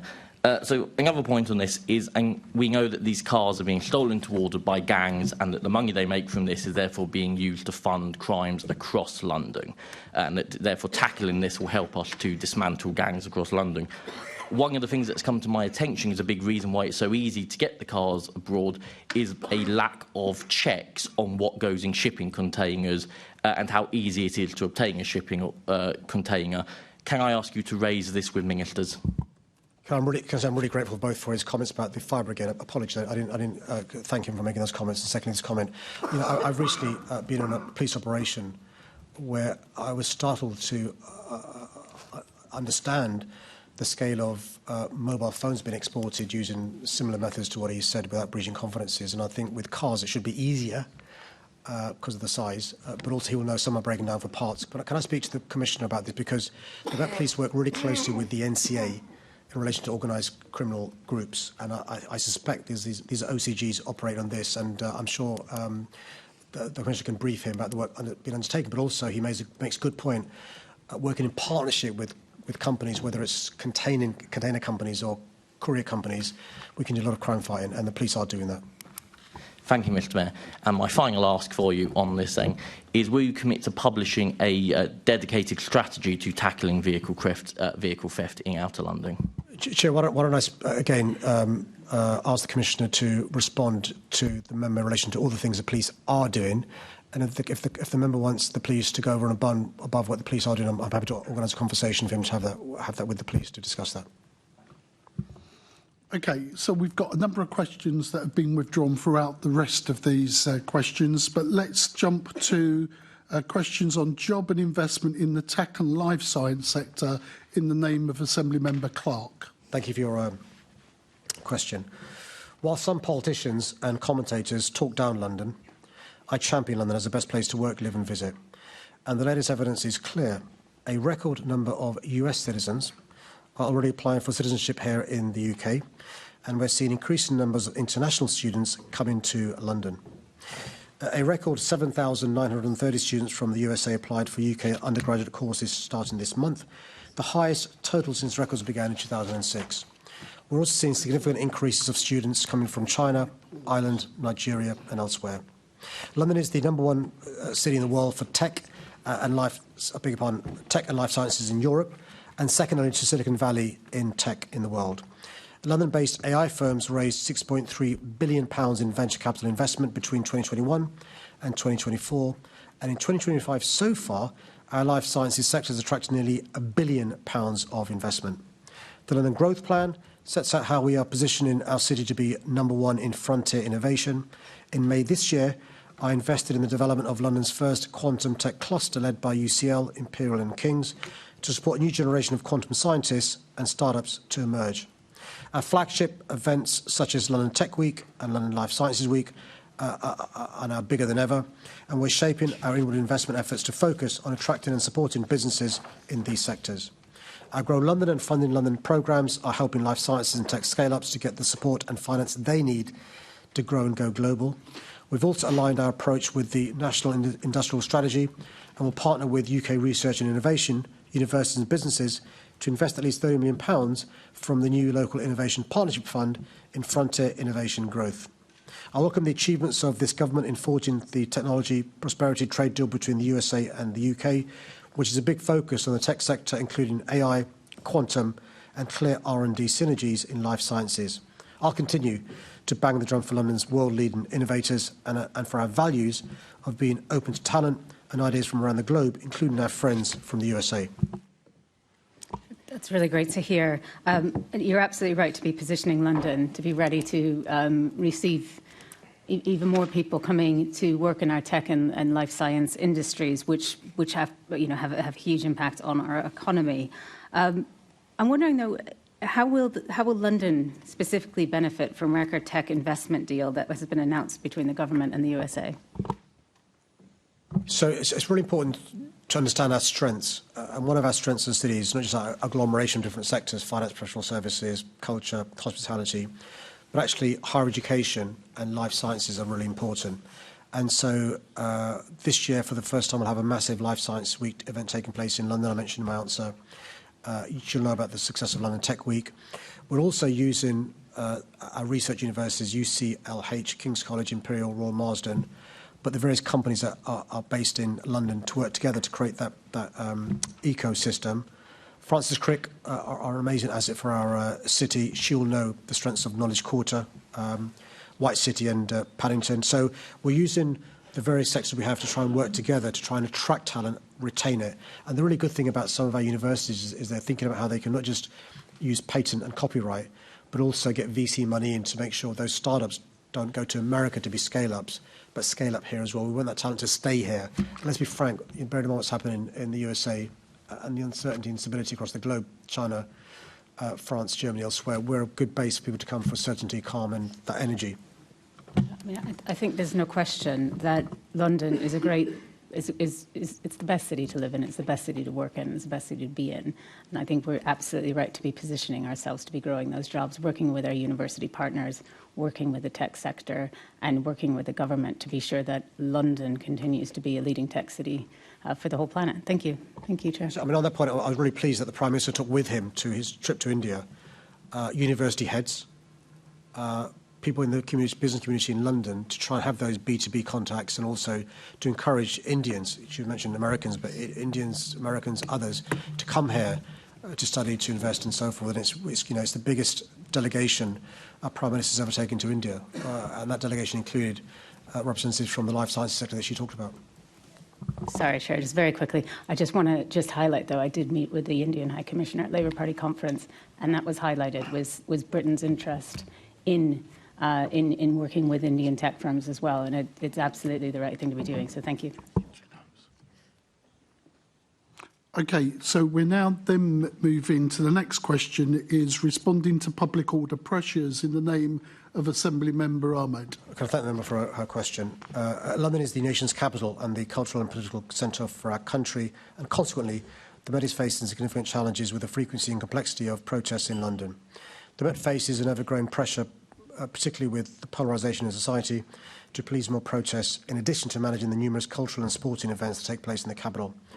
The Met was deployed to over 150 protests in this summer alone, and they've been doing a good job managing this pressure. I want to pay tribute to the officers who have been working hard to facilitate protests, prevent disorder and keep Londoners safe. But there is no doubt that resourcing is stretched, and that is one of the reasons why I've invested over £1.16 billion in policing, larger than any previous mayor, to support the Met to be better resourced to deal with this demand. I've also lobbied the government for fairer funding related to London's unique pressures on policing, and this has led to the Met receiving an increase of 30% to the National and International Capital City Grant NIC this financial year, equating to over £63 million extra for policing in London, something the previous government failed to do. Although this was good news, there is still a significant shortfall in NIC funding, and I'll continue to push for a fairer settlement as the Met works hard to balance its budget and cover the unique pressures of policing in London. The unprecedented demands on police resources has led to the visible policing presence of neighbourhood teams becoming increasingly stretched. Whilst the Met continues to make efforts to avoid obstructions, I recognise that community policing is still affected on too many occasions. I've intervened to ease this pressure for the Met, and in July this year, City Hall, together with the Home Office, boosted the Met's funding for neighbourhood policing through an additional £32 million. Thank you, Mr Mayor. The Met, as you know, is enduring one of the greatest periods of sustained public order pressure. Last month's rally, organised by the far-right activists, including Tommy Robinson, saw hate speech on a vast scale, with one speaker calling for sending rapist Muslims back to Sharia countries before they behead our children and colonise England, and Elon Musk telling protesters that violence is coming, fight back or die. Protesters assaulted 26 officers and were recorded threatening to assassinate prime ministers. Londoners are rightly fearful of the violence and racism promoted at this event. What is being done to identify and arrest those who broke the law on the 13th of September? Thanks for the question. In general terms, our police service has a huge amount of experience policing protests. On occasions when there's law breaking, they'll arrest on the spot at the time. Sometimes the police will decide to arrest later on and not use the snatch teams that they use. And so the police are, and it's a matter of public record, I'm not breaching confidences, reviewing CCTV, looking at evidence. There have been arrests of people on that march for breaking the law since then, and I'm sure there'll be further arrests going forward as well. Thank you, Mr Mayor. As you are aware, at the Notting Hill Carnival, live facial recognition technology was used. It wasn't used when the protests happened on the 13th of September. Do you know why that was? So generally speaking, the police have used live facial recognition on events like the coronation. It was used there, as well as a carnival. Generally speaking, they've not used them for protests up until now. The police are considering further use of live facial recognition on protests and the grounds for expansion. And it's just reminding colleagues that there is an ethics panel and a huge amount of human scrutiny that takes place on the use of LFR. And the Commissioner will make sure he keeps Londoners abreast of the use of this because they want to be as transparent as possible. Thank you, Mr Mayor. Thank you, Chair. OK, I'm now moving on to the next question in the name of Assembly Member Prince. Oh, sorry. I'm doing it too often this morning, sorry. Lord Bailey, Assembly Member Lord Bailey. Thank you, Chair. You're thinking, good morning, Miss Mayor. We said good morning, Miss Mayor. I mean, the police resource most under stress at this moment will be the man and woman power, the people power of the policing service. These protests have been particularly hard work for the police service. 2,000 Metropolitan Police officers are off due to stress and mental health. This is a very worrying statistic. How are you ensuring that these people who dedicate their professional lives to our safety are being looked after on a day-to-day basis? So this Commissioner has really tried to ensure that the police receive the resources in terms of support they need, in terms of a professional human resources department, in terms of a professional welfare support system and so forth. And so a lot of changes taken place to support police officers. The new Met for London plan has got quite a bit of detail about the support being given to police officers, because he'll know Operation Hampshire in relation to the support given to officers assaulted, that my second term, I think, was really important. And in the past, officers and staff haven't given the support, not just welfare, pastoral, other support, that you receive in a better organised place of work. I'll put it gently like that. And the Commissioner's determined to address that.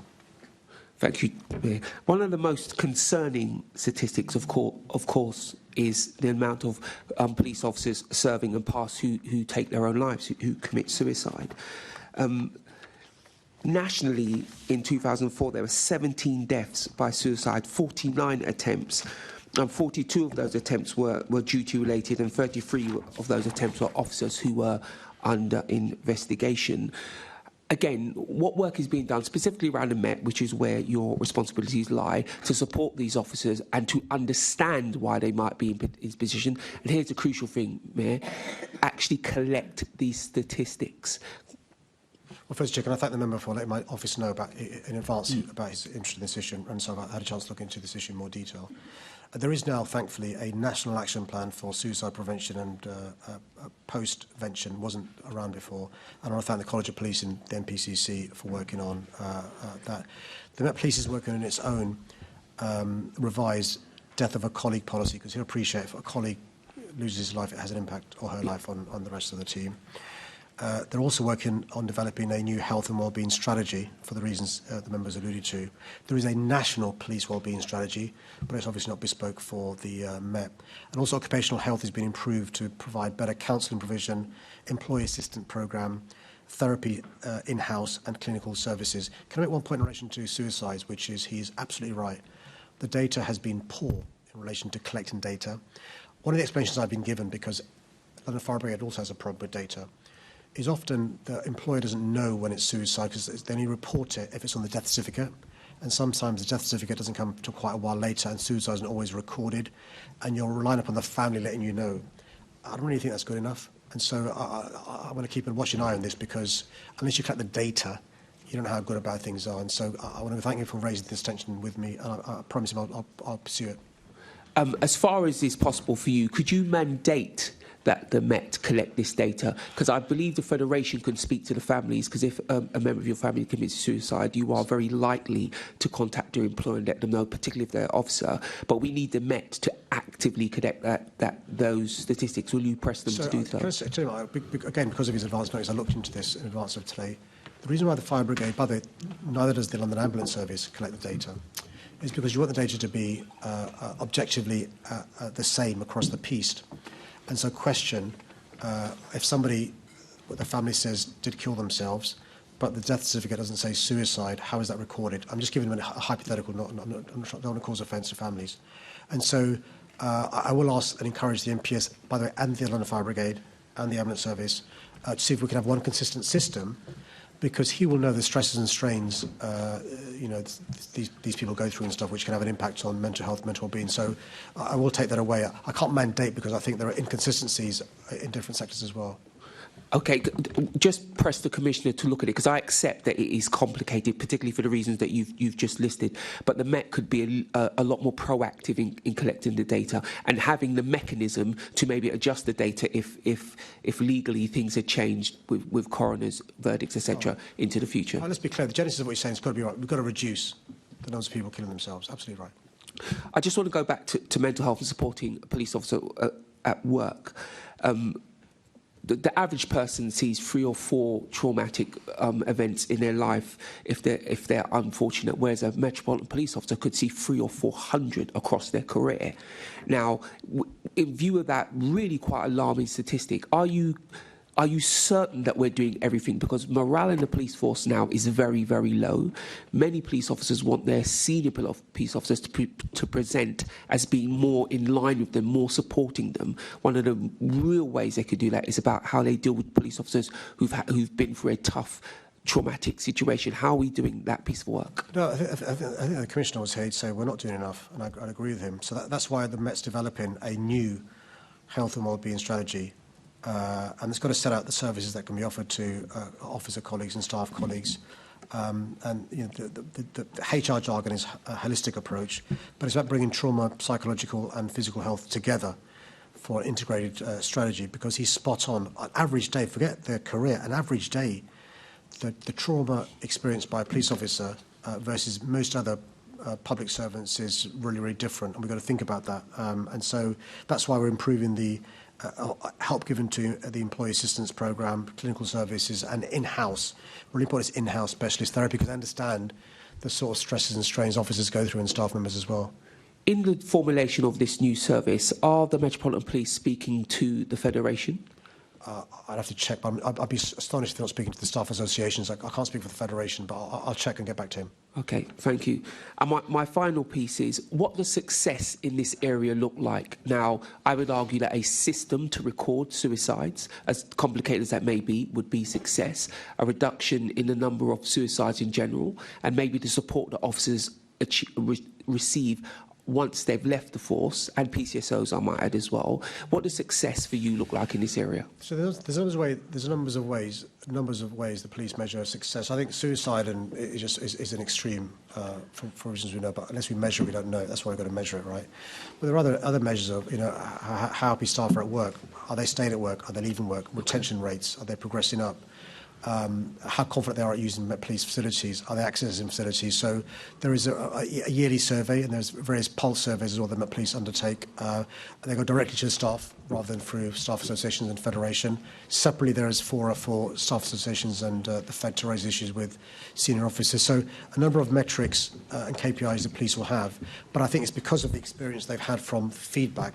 They're reviewing all these policies. It's really important. You know, we're in a professionalised police service. I mentioned in answer to the previous question, improved vetting, who comes in, making it easy for, you know, bad colleagues to leave. But also the vast majority are really good, decent people. We're going to professionalise them and give them a good service they deserve. I think, thank you for that answer. I think we'll return to this theme of how staff are surveyed and the results of those surveys. Thank you. Back to you, Chair. Okay, we finally get to Assembly Member Prince and his question on freedom of speech. Thank you, Chair. Freedom of speech is the cornerstone of our democracy, as is freedom of choice. For example, everyone should be free to change their political loyalties when the opportunity presents itself. Like any of our hard-won freedoms, freedom of speech should never be taken for granted. As politicians and as citizens, we must guard the right to speak freely. We must do so for everyone in society, regardless of their faith, ethnicity, gender, background, sexuality or political orientation. It is fundamental that in a healthy democracy we're able to have open, robust debates. However, what is clearly not appropriate is for anyone to use language that's intended to promote hatred and division. No right of freedom can justify hatred and inciting violence, and there's no place for that in London. Freedom of speech is necessary for our democracy, as is respect for the rule of law.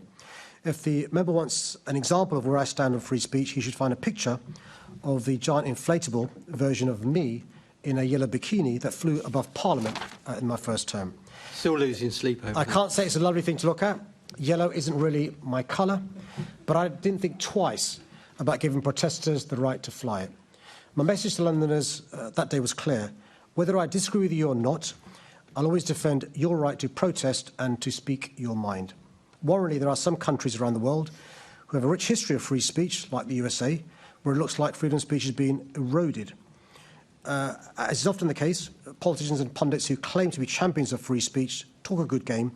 Their actions, however, tell a different story. And I'll remind the member that freedom of speech in this country is primarily protected by Article 10 of the European Convention of Human Rights, incorporated in the UK law by the Human Rights Act 1998, a treaty that both of his political parties have vowed to leave.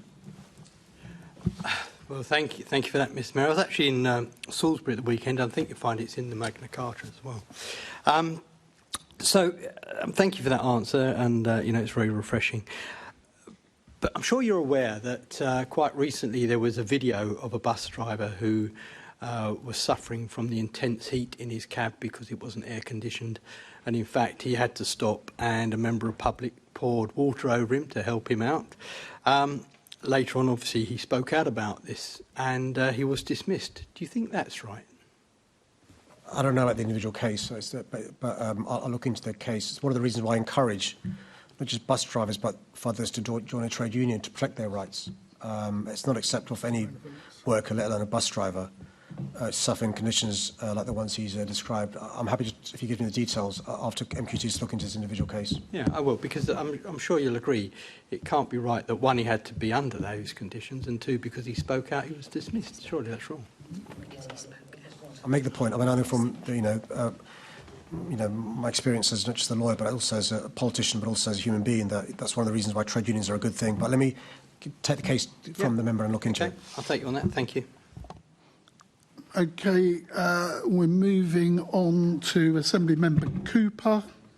Thank you very much, Mr Mayor. Although I'm not sure many of us wanted the images of blimps above London of politicians wearing nappies or yellow bikinis restored to our memories. I just wanted to come back to the issue of freedom of speech. I noticed that Assemblymember Boff had posted on social media to say that people in Havering and Redbridge should perhaps have the opportunity to express their opinions about this change from dark blue to turquoise that has taken place with Assemblymember Prince. Assemblymember Boff did post on social media suggesting there should be a by-election, Keith. Do you think that is something that should happen? And also, I just wondered if you think that, 17 months ago, you were resoundingly defeated Assemblymember Hall. Do you think Assemblymember Prince has run away from the Conservative group because Assemblymember Hall is back as their leader? Or is there some other reason? Some other reason, do you think? Although it was a ballot, I did vote for her, actually. Chair, I don't like getting involved in family disputes. But I know, just a matter of record, that Keith Prince isn't the first Conservative to leave the Conservatives and join Reform. He won't be the last either. And I think we can see not just the group here divided in City Hall, we can see the Conservative group divided in Parliament as well. The point I make gently to anybody who's thinking of changing parties is we all stood on a platform last May in the general election in July, and I think it's worth reflecting. I don't want to preach in relation to personal choice. It's worth reflecting on promises we made when we stood for election and whether they can be kept. I understand there are challenges when you are elected on the list. It's not as easy to jump ship, which I suspect one of the reasons why Susan Hall is still a Tory, not Reform. Thank you very much, Mr Fair, for those reflections. Just to enlighten members, we were on a question from Assemblymember Prince on free speech. Okay, let's then move on to Assemblymember Baker, on bus speeds in London. Thanks for your question. London's buses are central to my ambition for 80% of journeys in London being made by walking, cycling or public transport by 2041. Buses are a vital connection for millions of Londoners, providing quick, affordable and accessible transport. With over 96% of households within 400 metres of a bus stop and more than 90% served by high-frequency routes, buses remain the most inclusive form of public transport in the capital. Buses also play a key role in cutting emissions, easing congestion and making better use of road space. Improving bus performance remains a key priority. TfL is delivering targeted interventions to improve journey times, reliability and customer experience. This includes route reviews to remove pinch points, better traffic signal control and enhanced coordination of roadworks. Working with boroughs to expand the lane rental scheme, TfL is driving roadworks to minimise disruption and deliver works more efficiently. TfL is also harnessing new technology, including the rollout of a new traffic control system, Fusion, which will increase efficiency and capacity, directly benefiting bus services. Advanced data analytics are also being used to optimise schedules and timetables, ensuring passengers experience smoother, more consistent journeys. Since April 2021, TfL has introduced over 25 kilometres of new bus lanes in partnership with London boroughs, including 11.4 kilometres delivered since January 25 alone. It remains on track to meet the 25 kilometres target by the end of 2025. The Sud Loop continues to expand with the Baker Loop launched last month and more routes planned for 2020 2026.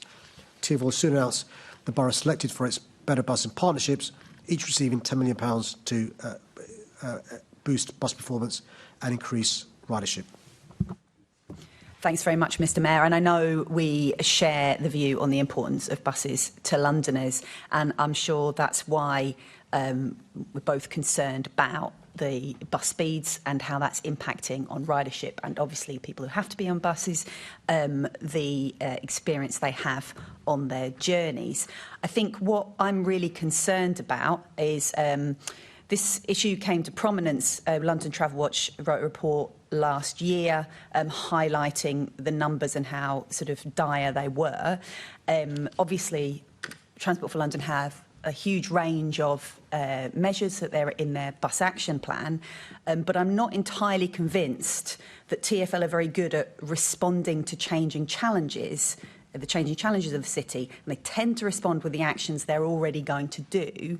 And I've seen that the Bus Alliance that's convened by London Travel Watch and has a range of stakeholders have written to TfL saying that they're unclear what impact the actions that TfL are saying are going to take is actually going to have on bus speeds. And so that links with my concern about TfL not really being responsive. Do you have any view on the specific impact of the measures that TfL are outlining on bus speeds? Is that also a concern for you? Well, thanks for your question. It's a really important issue because she's right. I mean, the basic point is if people aren't convinced that a bus can get them from A to B by a certain time, they're going to use it. And so we want to make sure that there's certainty in so people can plan their journeys and so forth. And she's also right that in the past, the experience passengers have had on some bus routes is they're getting slower. And so what the TfL's plan is, and I was briefed on this a few weeks ago and was reassured, is they've got a plan to address these issues. Yes, roadworks is part of it. Junctions is part of it, traffic lights and so forth, congestion is part of it. I'm more than happy, Chair, to arrange for the TfL team to talk her through some of their plans, because I want her to be reassured as well, because she spends a lot of time talking to stakeholder groups in relation to this. I think it's a good plan. More bus lanes. One of the things we're lobbying the government for is to speed up local authorities getting the powers they need over lane rentals. It's a real incentive to speed up roadworks, which is one of the big causes of slow journey times. But Chair, why don't I, with your permission, arrange for TfL to brief the member, because with her experience she can feed back and kick the tyres, metaphorically speaking, of their plan. Thanks. Yeah, that would be really welcome. And just to be clear, I think all the measures that TfL are taking are absolutely correct, just not entirely convinced that they're enough. So yes, I would welcome more information. Back to you, Chair. Assembly Member Turrell. Thank you, Chair. Mr Mayor, with regards to bus times and the Superloop in particular, I've spotted that a couple of the new Superloop routes are going to replace existing bus routes. So, for example, the SL11 is set to replace the 472. Now, in my constituency, we've seen other services like the 138 reducing service. We've had a school bus route that's being cut. Could you just assure me that new Superloop routes are not being used to replace other bus routes in order to artificially improve bus time? No, they're really not. So the Superloop supplements and complements existing bus routes because they stop at every single bus stop, whereas a Superloop is an express bus that, frankly speaking, goes past certain bus stops, so you can get to hubs quicker, which is why journey times are faster. You're stopping less frequently, which encourages people, if they not have to go to the more frequent stops, the big hub stops, to use it and stuff. But I can reassure them that's not the purpose of the Superloop at all. Okay, we're now. I'm going to give a shout out to Year 11 students from the All Saints Catholic College in Kensington and Chelsea. Hiya. They're everywhere. Okay, let's move on to the next question in the name of Assembly Member Small Edwards, unlocking pension mega funds for London's housing and infrastructure. Well, Chair, I say I'm impressed. You know what a shout out is. He's really cool, the Chair. Can I thank the member for his question? The London Collective Investment Vehicle (LCIV) is one of the investment pools in the London Local Government Pension Scheme and invests on behalf of its owners, the 32 London boroughs and the City of London. It is separate from the London Pension Fund Authority and their pool, the Local Pensions Partnership Investments, LPPI. I appoint the chair and board of the London Pensions Fund Authority, not the London Collective Investment Vehicle. All local government pension schemes, pension funds, have to act in the best interests of their members and employers to ensure they can continue to pay pensions as they become due, whilst managing employer contributions levels properly. So it's a matter for them, given their fiduciary duty, to determine how or where they invest. I have no power to direct the London Pension Fund Authority or borough funds. In recent years, however, LGPS funds have been increasingly encouraged to invest in local infrastructure, housing, renewable energy and transport projects. In recognition of the importance of this, the government is reforming the LGPS to increase the size of pools and enable greater investment in economic growth. These reforms are based on the successful approach taken by London Pension Funds Authority and LPPI, and I welcome the government's actions, including requiring the Local Pension Partnership Scheme to have regard to local growth plans. In this context, we're currently engaging with London public sector investment stakeholders, including pension funds, to agree how best to coordinate investment in economic growth in accordance with the local London growth plan. This will build on past cooperation between LPPI and LCIV, as evidenced in the London Fund, through which £250 million is being invested in London's housing and infrastructure. I'm clear we need to increase the level of investment in our economy, whether that's in housing schemes, infrastructure, tackling the impact of climate change, or supporting the businesses of the future to scale and grow. Thank you, Mr. Mayor. And yeah, it's not the most eye-catching announcement ever, but I think it's a really important one, this pooling of these mega funds, because one thing that's really noticeable about the UK is that our pension funds are much smaller than other countries within Europe, within the United States, who then invest back in the communities that those funds are raised for. And I think it's really important to do that. So will you commit to working with, and commit maybe the Deputy Mayor for Business, the Deputy Mayor for Housing, to working with the London Civ as their assets massively increase, I think by 10, 11 figures over the coming months, to working with the London Civ and boroughs to set a clear increase in the pension fund investment into affordable housing in London? Yeah, I think it's really important. I mean, what is crucial when you think about it. We've got pension funds from Canada and elsewhere investing in housing in London, and pensions that come from Londoners not being invested in London and being invested elsewhere, which doesn't make sense. And I think it's really important that we work with those responsible for the pensions to understand the importance of investment in infrastructure. But the point about investing in housing is it's a slam dunk. You're guaranteed a return, and all these pension funds that he's talking about are in it for the long term. So they don't need the quick returns that otherwise they would. So I'm more than happy to take this forward, working with colleagues in City Hall, London councils and elsewhere to make more progress here. In addition to housing, I think transport infrastructure is another area where they could do a lot, and the LCIV already has an infrastructure fund. And as I said, that could be increasingly capitalised over the coming months due to the money that they've got coming in. So do you think TfL could potentially work with London Civ as well to look at potential transport infrastructure commitments from London Civ? I'm thinking things like Bakerloo Extension and DLR Extension as well. Yeah, the answer is yes, of course we can. We will, so thanks for raising the point. The issue is always the rate of return and when you return it and so forth. So actually TfL's got, because we are really respected by the credit rated agencies, actually it's not difficult for us to borrow money at good terms because it's a world-class, well-run public transport authority. I think councils and housing builders are often in need of finance and other infrastructure, but I'm more than happy to signpost TfL to the comments he's made. We did recently discuss with the CFO of TfL the issue of TfL's ability to borrow, and actually it's not one of the challenges we have. The issue we have are different challenges in relation to additional support for those infrastructure projects. Thank you, Mr. Mayor. Thank you, Chair. Okay, we're now moving on to Assembly Member Roberts, Fairer Funding Review 2.0. The government's recently published Fair Funding Review 2.0 proposes a new mechanism for allocating funding to local authorities from April 2026.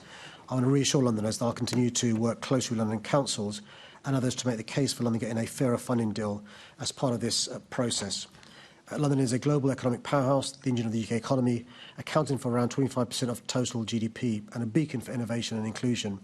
Any such funding settlement needs to reflect this and maximise our economic potential. With the right level of investment and support, we can utilise London's potential to deliver national growth and increase the £44 billion surplus we generate for the Treasury, which will see subsequent investment in the public service across the country. I welcome the government's acknowledgement of the GLA Group's unique arrangements and the willingness to reach a bespoke settlement that meets London's funding needs. I also welcome the government's commitment to deliver a multi-year settlement for at least 3 years to provide funding certainty for local authorities, something that the previous government had failed to do for almost a decade. This includes prioritising housing. We're working tirelessly to tackle the housing crisis and to deliver more of the affordable homes Londoners desperately need. We know that high rents and lack of affordable homes are pushing Londoners into poverty, so it's vital that any changes to council funding ensure housing costs are properly accounted for when measuring deprivation. The GLA response to the consultation made clear that any final settlement must account for the true cost and demand of temporary accommodation in London. It must also reflect the disproportionately high housing and living costs faced by Londoners. We wait, finally, the government's decisions on the fair funding for review, and I'll continue to work in partnership with the government and London boroughs to ensure that we can continue to build a fairer, greener, safer London for everyone. Thank you, Mr. Mayor. Yes, London Councils is projecting that London's local authorities will be approximately, well, just shy of £750 million worse off under the Labour government's proposed changes.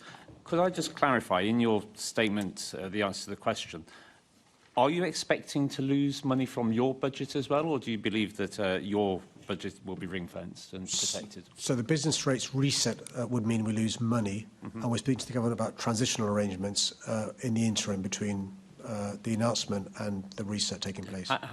How much are you expecting to lose as a result of the...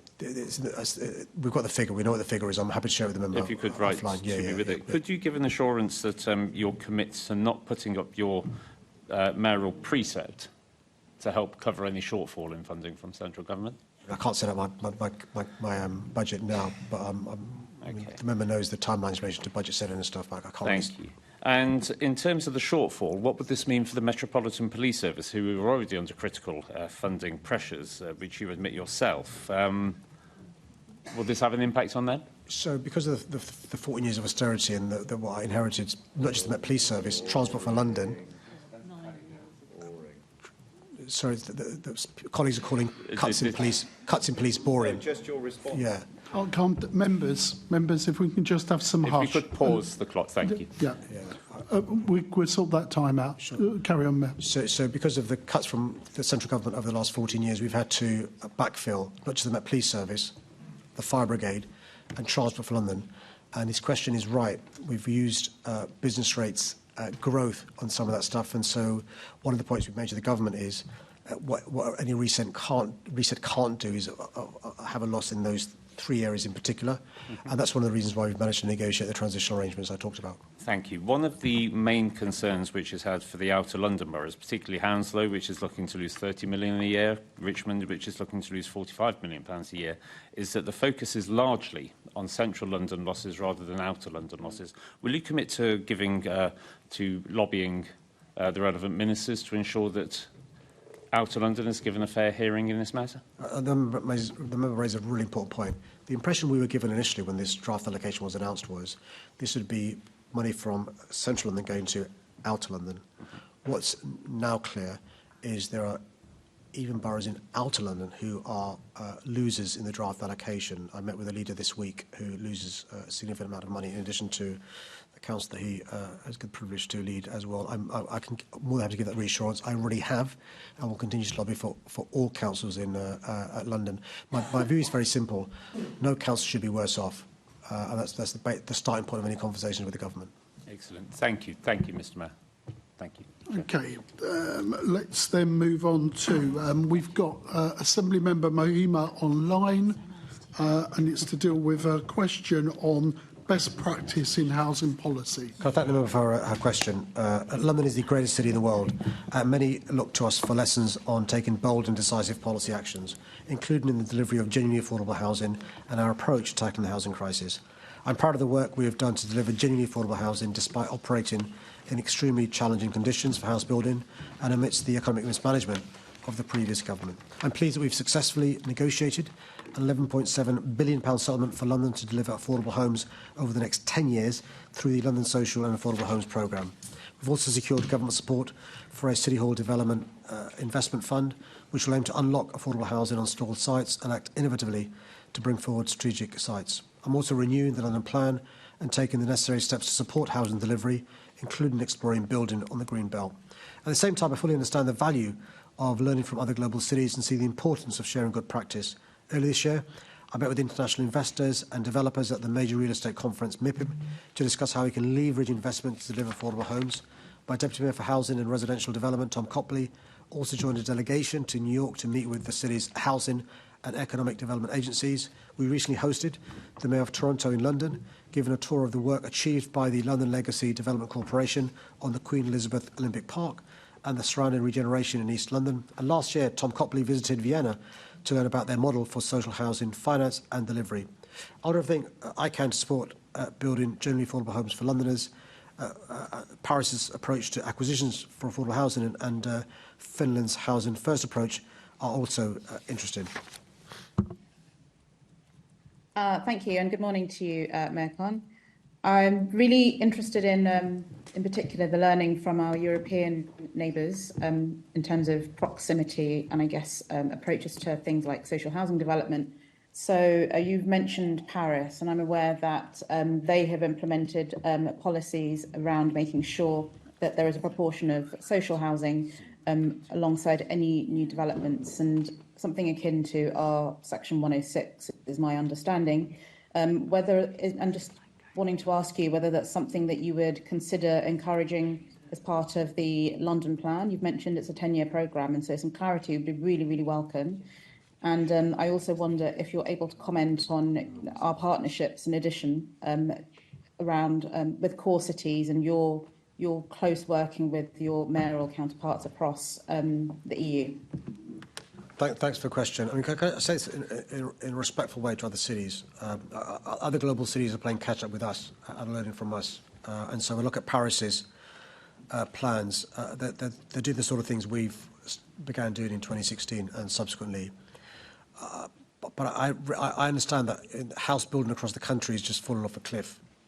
And what I'm speaking to the government about and developers about and councils about is how we can restart house building on the scale we need to do, making sure it's the right sorts of house building taking place in London, genuinely affordable homes, like the ones that she's so passionate about and has campaigned for assiduously. And that includes looking at what other cities are doing to try and kickstart development, because across the globe, you're seeing a slowdown in terms of global cities and genuinely affordable homes. So yes, we're talking to Paris. Yesterday, in fact, colleagues from New York were in London trying to emulate some of our ideas, and Tom spent some time with them in London. A lot of my focus at the moment, though, has been spent working with the government, developers and others to what we can do to have a catalyst to try and get house building going again in London. I'm genuinely worried about this perfect storm that's engulfed this industry, which means across the country you've seen house building, slow down at levels we've not seen since the Second World War. Yeah, thank you for that. I mean, absolutely. Developers and housing associations have seen their costs increase by 40%, and that's having a huge impact. And as you said, a perfect storm. And actually, I think the comments that Assembly Member Small Edwards made around innovations and encouraging investment from other sectors might be one of the many ways in which we can deliver that social and affordable housing for the capital. But I wanted to ask you as well around the work that's taking place to explore how we can further expand approaches such as Housing First across London. I know that since you've become mayor, 18,000 people have been helped off the streets and into housing, and the homelessness budget has increased fivefold. But I wonder if there is as we look at the new programmes that are in place, and like the rough sleeping plan of action, how and whether we can apply a Housing First approach. Thanks for the question. I'm actually meeting the Minister in charge of this afternoon and hoping for an announcement this week of some potential good news for London in this area. It is a serious issue. I mean, it's no consolation that we've taken, as you said, 18,500 people off the streets, and more than three-quarters have stayed off, because there's more and more people coming into the streets every day as we speak. I think the clearinghouse model we have in London is Housing First, as they have in Finland. We've managed to provide homes for 3,500 people coming off the streets, which is a Housing First approach. Our investment has meant an additional 500 homes can be added to the clearinghouse pool but there are still people coming on the streets. That's why we've got to, in addition to the Housing First approach, deal with the issue of prevention. And she has also been very supportive in relation to our off-sleeping hubs. We've expanded it now to have another one in London as well. I'm afraid the housing crisis is getting worse, not better, for a variety of reasons. And because we're the capital city, a lot of those people from across the country come to London. That's one of the reasons I'm meeting the Housing Minister today and hoping to have some good news later on this week. Thank you. Thank you very much, Chair. Okay, then we're now moving on to a question on behalf of Assemblymember Garbett, Saving London's Markets. Can I thank the member for her question? London's street and covered markets are vital assets to our city, and I'm proud of the diverse mix of more than 300 public, private and community-managed markets. London's markets play a vital role as places of employment, trade and leisure, bringing variety, history and character to our streets and town centres. They provide low-cost, low-risk spaces for people to start a business, test new ideas and build their futures, and form a key part of Londoners' everyday lives, offering goods that serve the community. Between 2017 and 2025, I worked closely with the London Market Board, which I set up, to provide a strategic oversight, unlock value and tackle the key challenges faced by the market sector. And I'm proud that my £74 million flagship Good Growth Fund allocated £20 million of its funding directly to market-focused projects. I'm also proud that we worked with TfL to support Seven Sisters Market, which has recently reopened, to serve the local community once again, and it was great to see Assemblymember McCartney at the official reopening. Earlier this year, we published the London Growth Plan, which will help deliver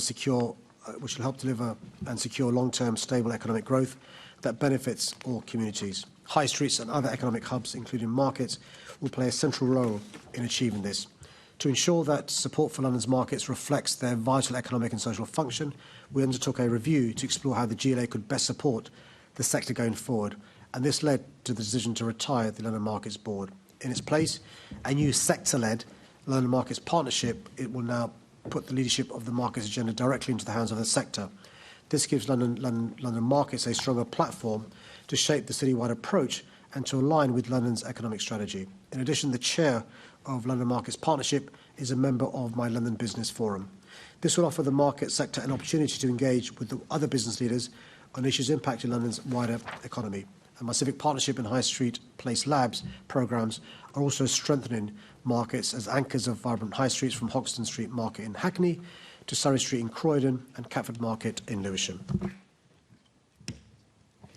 Thank you. I'm glad we both agree on how important our street markets are, just because of providing low-cost fruit and veg, flexible employment, things like culturally specific foods and fabrics. But I wanted to ring the alarm bell, really, about the situation that some of these markets are facing. And particularly just since I've submitted this question, 4 more traders have been evicted in Elephant and Castle. People that have been promised sites on the regenerated site, but they've now been evicted. And I'm going to send you a letter today, and I just would like you to look at that and take urgent action. I don't know if you're aware of that situation. I'm aware of the regeneration of Elephant and Castle and the impact on the market and the transitional arrangements. I wasn't aware of the individual cases, but I'm more than happy to look into those. Great. So, I'll send you a letter on that today.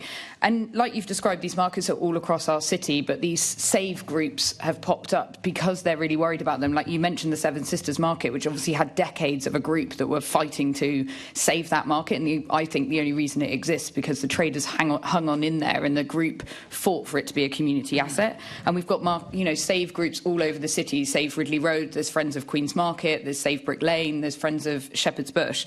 And these exist because they're really concerned about the future of these spaces. The developers circling around because of the value of the land, increase in pitch fees, the evictions that I've just spoken about. But I'm really worried about the erasure of culture that's happening through these changes to these markets, with people being just pushed out, being a lot of migrant communities and, like you said, our rich multicultural. So I just wondered if you're hearing from those traders in those markets about those situations.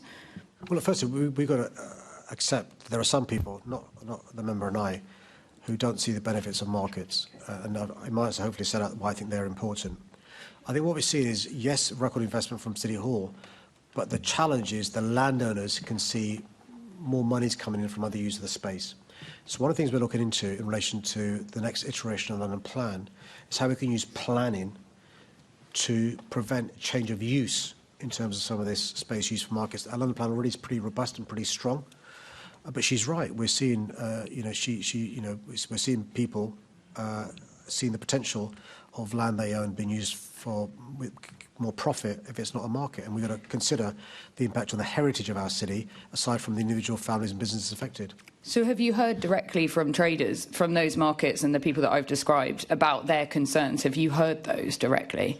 Yeah, indeed. The Deputy Mayor and I were not long ago visiting a market near Stratford where this issue was raised, and Howard Orban does a great job in terms of being at the coalface, speaking to market traders all the time. I was recently in Tooting Market, which is transformed in recent times as well. I know the challenges, and John McCartney, my Stratford Deputy Mayor, was at Seven Sisters this weekend. By the way, she gave lots of credit to the brilliant market holders, but there's great local representation. Because I am slightly concerned about this disconnect, because you said that there's strong powers within the London plan currently, but obviously we're seeing this loss across the city, and also the Good Growth Fund, which I know I've spoken to you about before, about how that hasn't been invested in things that traders really needed.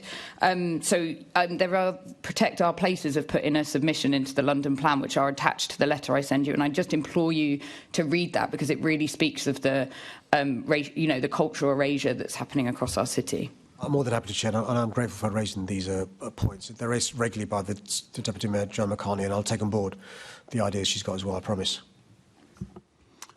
The next question is in the name of Assembly Member Cooper on excessive heat.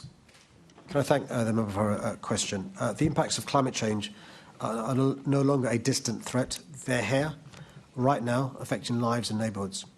In 2023, I commissioned the London Climate Resilience Review to ensure London is prepared for the impacts of climate change. And I'm proud of the work we've done since publication of the review. We've launched London's first surface water flooding strategy, completed the Helios heat preparedness exercise, and trained 300 members of staff in climate literacy training. A climate green infrastructure framework and local nature recovery strategy are targeted action in the places that are most in need of urban cooling. And since 2016, my tree planting programme has planted over 600,000 trees. In line with Recommendation 9 on developing a strategic plan for heat, we're making significant progress.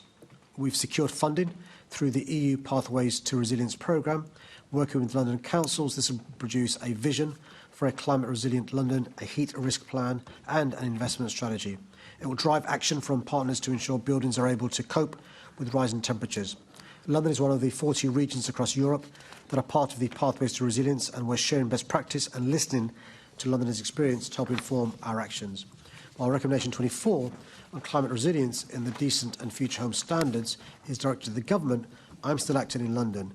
We have strong policies in the London Plan on overheating, including requiring developments to mitigate overheating risks using passive measures such as shutters or blinds. I'm also working with London councils and boroughs to upgrade existing buildings to make them more energy efficient, climate resilient and affordable to run, especially for vulnerable and low-income Londoners. Extreme heat as a result of climate change is not going away, and I'll continue to do everything within my powers to ensure London's buildings are fit to cope with higher temperatures. Well, thank you very much, Mr Mayor, and thank you for your leadership in this area. And I think commissioning the London Climate Resilience Review shows your thoughts were probably ahead of a lot of other people's on this topic. But with 5 of the 6 last years having been the hottest on record and this summer having been the hottest ever, we're in the middle of looking at the London Plan, and I just wondered, you've just gone through a long list of all the other things that we've been doing, but is this something that we're going to be able to make a mandatory requirement around shading, which you mentioned, and ventilation, so that new buildings are fit for the future? I mean, it's just underscoring what the member said in her question. 5 of the 6 hottest years on record are in the last 6 years. I mean, just to think about that. That shows this is a here and now problem. And so we had a consultation out towards the new London Plan, which didn't deal directly with this issue. But she is so right. We've got to address this issue because the London Plan determines the buildings that will be around for the next 50, 100 years. And they've got to be fit for purpose for the next 50, 100 years. And we know that retrofitting buildings is incredibly hard, incredibly expensive, but we've got an opportunity in terms of, we've talked about 88,000 new homes, building new towns, making sure those are fit for the present and for the future. And I'm expecting her expertise to be really important in terms of not just drafting the plan, call for evidence, organising groups to make sure their points are heard, because we've been world leaders before with our London Plan. I think we're going to be world leaders again with the new London Plan as well. Thank you, Mr Mayor, and I'm sure actually everyone around the table is going to be concerned with this, and obviously the impact on Londoners going forward in a megacity as we are, it could be quite severe. In terms not just of shading and ventilation, insulation is so important, both in terms of keeping buildings warm, which I think everyone understands, but insulation is also a really good way of stopping the solar gain that you get from the sun shining down onto the roof and then really heating places up. Is that also something that's going to be strengthened in the new plan? Yeah, so she's right to remind us, and I wasn't aware of the science until relatively recently, but it's obvious when you think about it. Insulation stops the heat from hot outdoors into cooler indoor spaces. And so, yes, we'll make sure we consider things like, larger windows that can open, taller ceilings, shading, but also things like insulation must be mandatory for the reasons you alluded to, but also they keep bills down. So one of the good lessons I've learned from these policies, they're not just environmentally friendly, they help address the cost of living crisis. And that's why I'm really grateful the government's given us a huge grant of £230 million to make sure we can insulate more buildings in London, whether it's schools or council estates and so forth, because it not just addresses the issue of climate change, which she's so passionate about, but also the other issue that her constituents and her talk about regularly, which is the cost of living crisis, keeping bills down as well in the winter. Thank you very much, Mr Mayor. Thank you, Chair. Okay, before we go to the next question, will the Assembly agree to suspend Standing Orders 2.9b in order to allow the remaining business on the agenda to be completed? Agreed. Thank you very much. The next question is on overnight accommodation levy in the name of Assembly Member Mahfouz. Thanks for the question. There's an overwhelming case to be made here on giving London the powers to set a, I call it a tourist levy. Tourist levies, while differing slightly country to country, are common across Europe and in major cities across the world. Cities that have some form of tourist levy include Paris, Venice, Amsterdam, Berlin, Barcelona, New York, Tokyo, and there are many, many more. From July 26, we'll also see a tourist levy implemented in Edinburgh. London and England in general is an international outlier in not having the power to set such a levy. We're one of the most fiscally centralised countries in the OECD, and there is so much potential in empowering local leaders to raise funds to meet local priorities.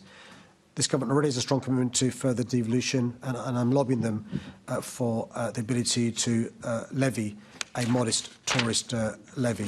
In my view, it will address some of the pinch points caused by high volumes of tourists and could provide a dividend to Londoners and the country by helping fund the drive for wider business growth and productivity. Thank you, Mr Mayor, and completely agree with you on that statement. Last month, we published our report in terms of trusting London to deliver growth both for the capital but also for the country. And the tourism levy was front and centre in terms of our recommendations. It was a real must-have, an absolute win-win. We're bringing in potentially up to £250 million for London in the ways that you've talked about. We have cross-party support across the GLA for it. We've got London councils supporting it. We've got public support for it, with 41% of Londoners in our survey saying they backed it. And in other great cities like Liverpool, they're introducing it through a business improvement district. In London, of course, we can't do that because we've got 70 business improvement districts. It would be absolutely impossible. So we've recommended that you engage with the key stakeholders across London in terms of how it could be implemented once we've got the powers from government to do so. Whatever the government decision, could you accommodate that recommendation? Well, I like his optimism about, I'm not sure if the cart before the horse before the cart, how we spend the money.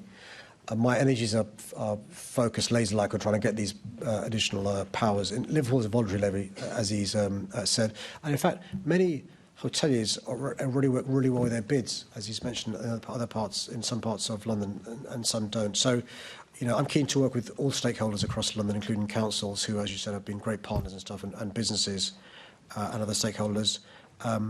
But the key focus for me has got to be try and persuade the government to give us the powers to do so. 100% behind you on that. And the other thing that the government has already agreed that they're going to do is to review the GLA Act in the future. After 25 years of successful delivery and 9 under your leadership, will you set up a joint commission with the Assembly to review the Act to see what additional powers we could have at the GLA? Yeah, my understanding is slightly different to his. I don't think the government have agreed to review the GLA Act. I may have misunderstood his question, but the English GVO bill does have some powers in relation to right to request and so forth. I'm not sure if there are plans for further amendments as it goes through the House of Commons and House of Lords. I'm more than happy to take away his ideas about working together to try and see what changes should be made to the GLA Act. My understanding is there's no parliamentary time for doing so, but I'm happy to take this away, Chair. Thank you very much. On this one, I think we go on the clock. This is a question in my name, supporting London's armed forces community. Can I thank the Chair for his question, particularly at this time of year. I'm committed to supporting London's armed forces community in London, and I'm profoundly grateful for the sacrifices they make. I want to thank you, Chair, for all the work you've done as our armed forces champion. I know you regularly meet with veteran stakeholder groups, enabling veteran organisations to share information, challenges and opportunities with each other and with us. These conversations have given us a deeper understanding of challenges facing veterans and wider armed forces communities in London. TfL has signed up to the Armed Forces Covenant and remains a staunch supporter of activities throughout the year, including Armed Forces Day in June and the Poppy Appeal period. TfL currently offers free travel to serving armed forces personnel in uniform. TfL work closely with the Ministry of Defence and senior armed forces staff to agree the specific terms and requirements. The need for personnel to wear uniform was one of the agreed requirements. For veterans, TfL offers the Veteran Oysters photocard for eligible individuals who have served in the armed forces. This provides veterans with free travel at any time on bus, tube, tram, DLR, London Overground and Elizabeth Line, free travel on most national services in London, discounted fares on river services and discounts on Santander cycle hire. TfL continually keep all concessions under review, and I recognise the intent behind the Chair's proposal. My Deputy Mayor for Transport, Seb Dance, will look into the issue of MOD 90 cards to understand any specific challenges they may bring for TfL's existing systems, and will then write to him with more information. I want to thank him again for the work the Chair does as Armed Forces Champion for raising awareness of the challenges veterans face and helping City Hall support the armed forces. Well, look, Mr. Mayor, can I thank you? And I'm grateful that they're going to look at this again, because I think it's quite an important issue for a number of reasons. You know, Manchester have adopted this policy, and I think it's overdue for us to review it. Would you help facilitate a meeting between myself, the Transport Commissioner and the Deputy Mayor to further be part of this conversation so we can share certain data in going forward? I'm more than happy to. I mean, one must be always careful comparing London to Manchester for a variety of reasons. The vast majority of our network is obviously behind gate lines. Manchester's isn't, but I'm more than happy for him to meet with the Deputy Mayor and with the Commissioner, but also to give him my assurance. I understand the reasons why a card may be more sensible than a uniform. We've got to get MRD agreeing to it as well for obvious reasons, so we probably want them at the meeting as well, and we'll facilitate that. Okay, thank you, Mr. Mayor. Now Assembly Member Prince. Thank you, Chair. Can I mirror your comments to the Chair, first of all? Mr. Mayor, would you agree to help to link up the GLA with the London Armed Forces Network? They're a body that brings together partners to give advice to service personnel and veterans around mental health, housing and finance, etc. I'm more than happy to. If you wouldn't mind, if I go through the Armed Forces Champion with him, we can make sure we facilitate that. I'm more than happy to. Happy to do that. Thank you very much. Thank you.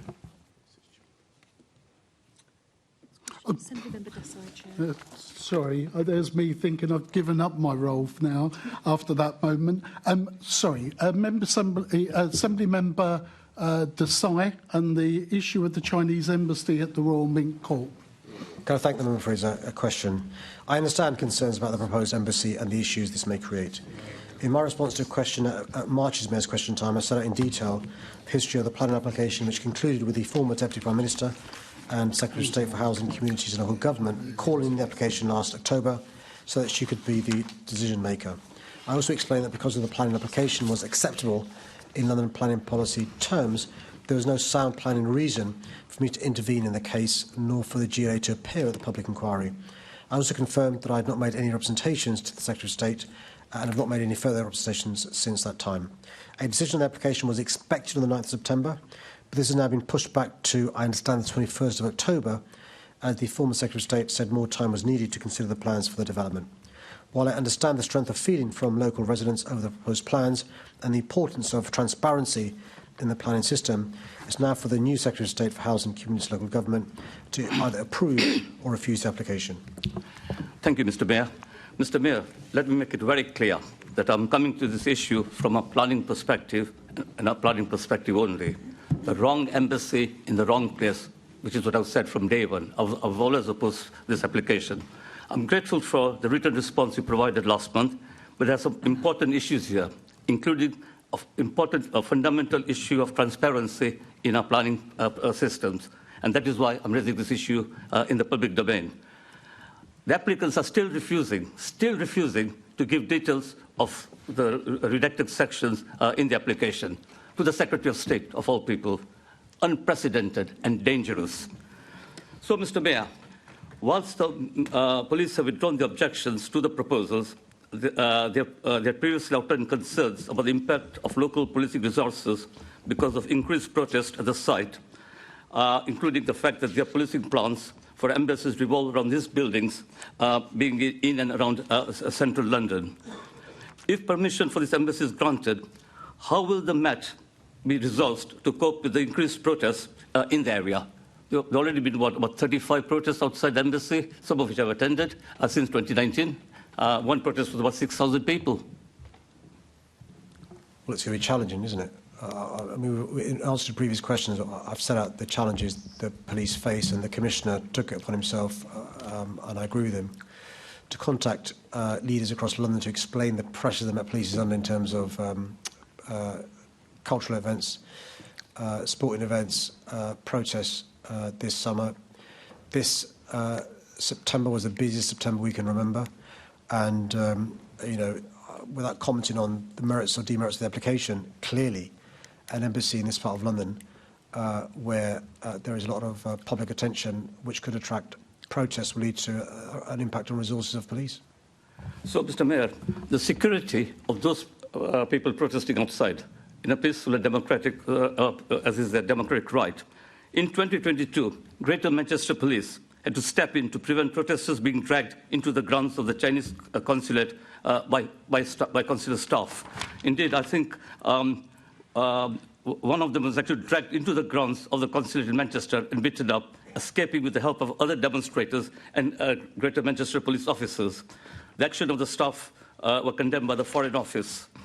So, as a Police and Crime Commissioner, Mr. Mayor, how can you reassure my constituents, indeed Londoners, who are worried about the similar things happening at this site, and that consular staff have to work, they've got no choice but to work within a legal framework?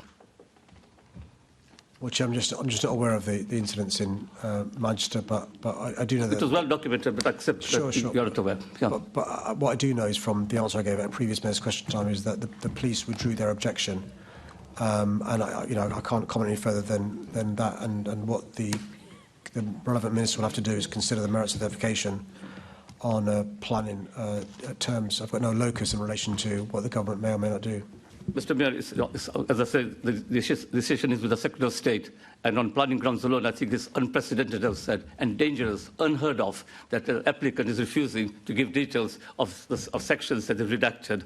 Mr. Mayor, my own personal experience, to use up the 2 minutes and 30 seconds I have, one of the 3 times I've been outside the embassy with 2 or 3 local councillors. I took a picture of the old Royal Mint building, and I was told not to take pictures. And I did say that, look, on the pavement outside the embassy, a public space, it was my right to take a photograph of the building. They did back off, but I think they just show some of the tensions, that they're being very sensitive, I don't know why, hiding details that they should actually be giving. We do have planning systems here, and rules, and a legal framework, unlike in some other countries, and that they could abide by those rules. and play by the proper sort of political, legal processes. Yeah, no, and a part of that is the ability to challenge planning decisions, and I'm sure those residents the member has spent lots of time representing very well are probably considering their options post a decision being made by the government on October the 21st, as the briefing I've been given suggests they'll make.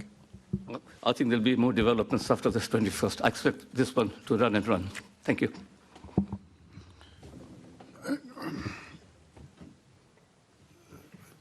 Assembly Member Boff, very quickly. Do you think spies should be prosecuted? Maybe you don't need to answer that, Mr Mayor. It's not within your remit, but I suspect a number of us around the table would like to hear that answer, but you don't need to. At this point, at this point of the meeting, I'm now obliged to say thank you, Mr Mayor, for your answers.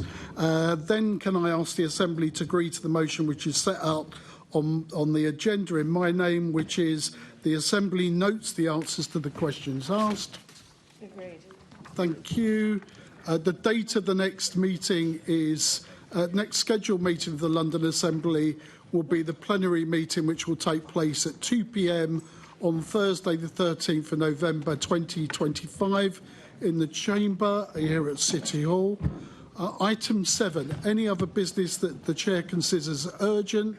We have an item 7A, election of Deputy Chair for the Transport Committee. I've omitted to the agenda one item of urgent business in accordance of section 100B, brackets 4, brackets B of the Local Government Act 1972, namely for the election of the Deputy Chair of the Transport Committee. The urgent item has been circulated to members under a supplementary agenda and is available on the GLA website. I now take nominations for the office of Deputy Chair of the Transport Committee for the remainder of 2025/26 Assembly year. Assembly Member Boff. I'd like to nominate Thomas Terrell. And is that seconded? Thank you. I've noticed there are no other nominations. I declare that nomination there. I declare the Assembly Member Turrell is the Deputy Chair for Transport Committee for the remainder of the 2025/26 Assembly year. No other business before us. I now declare this meeting closed.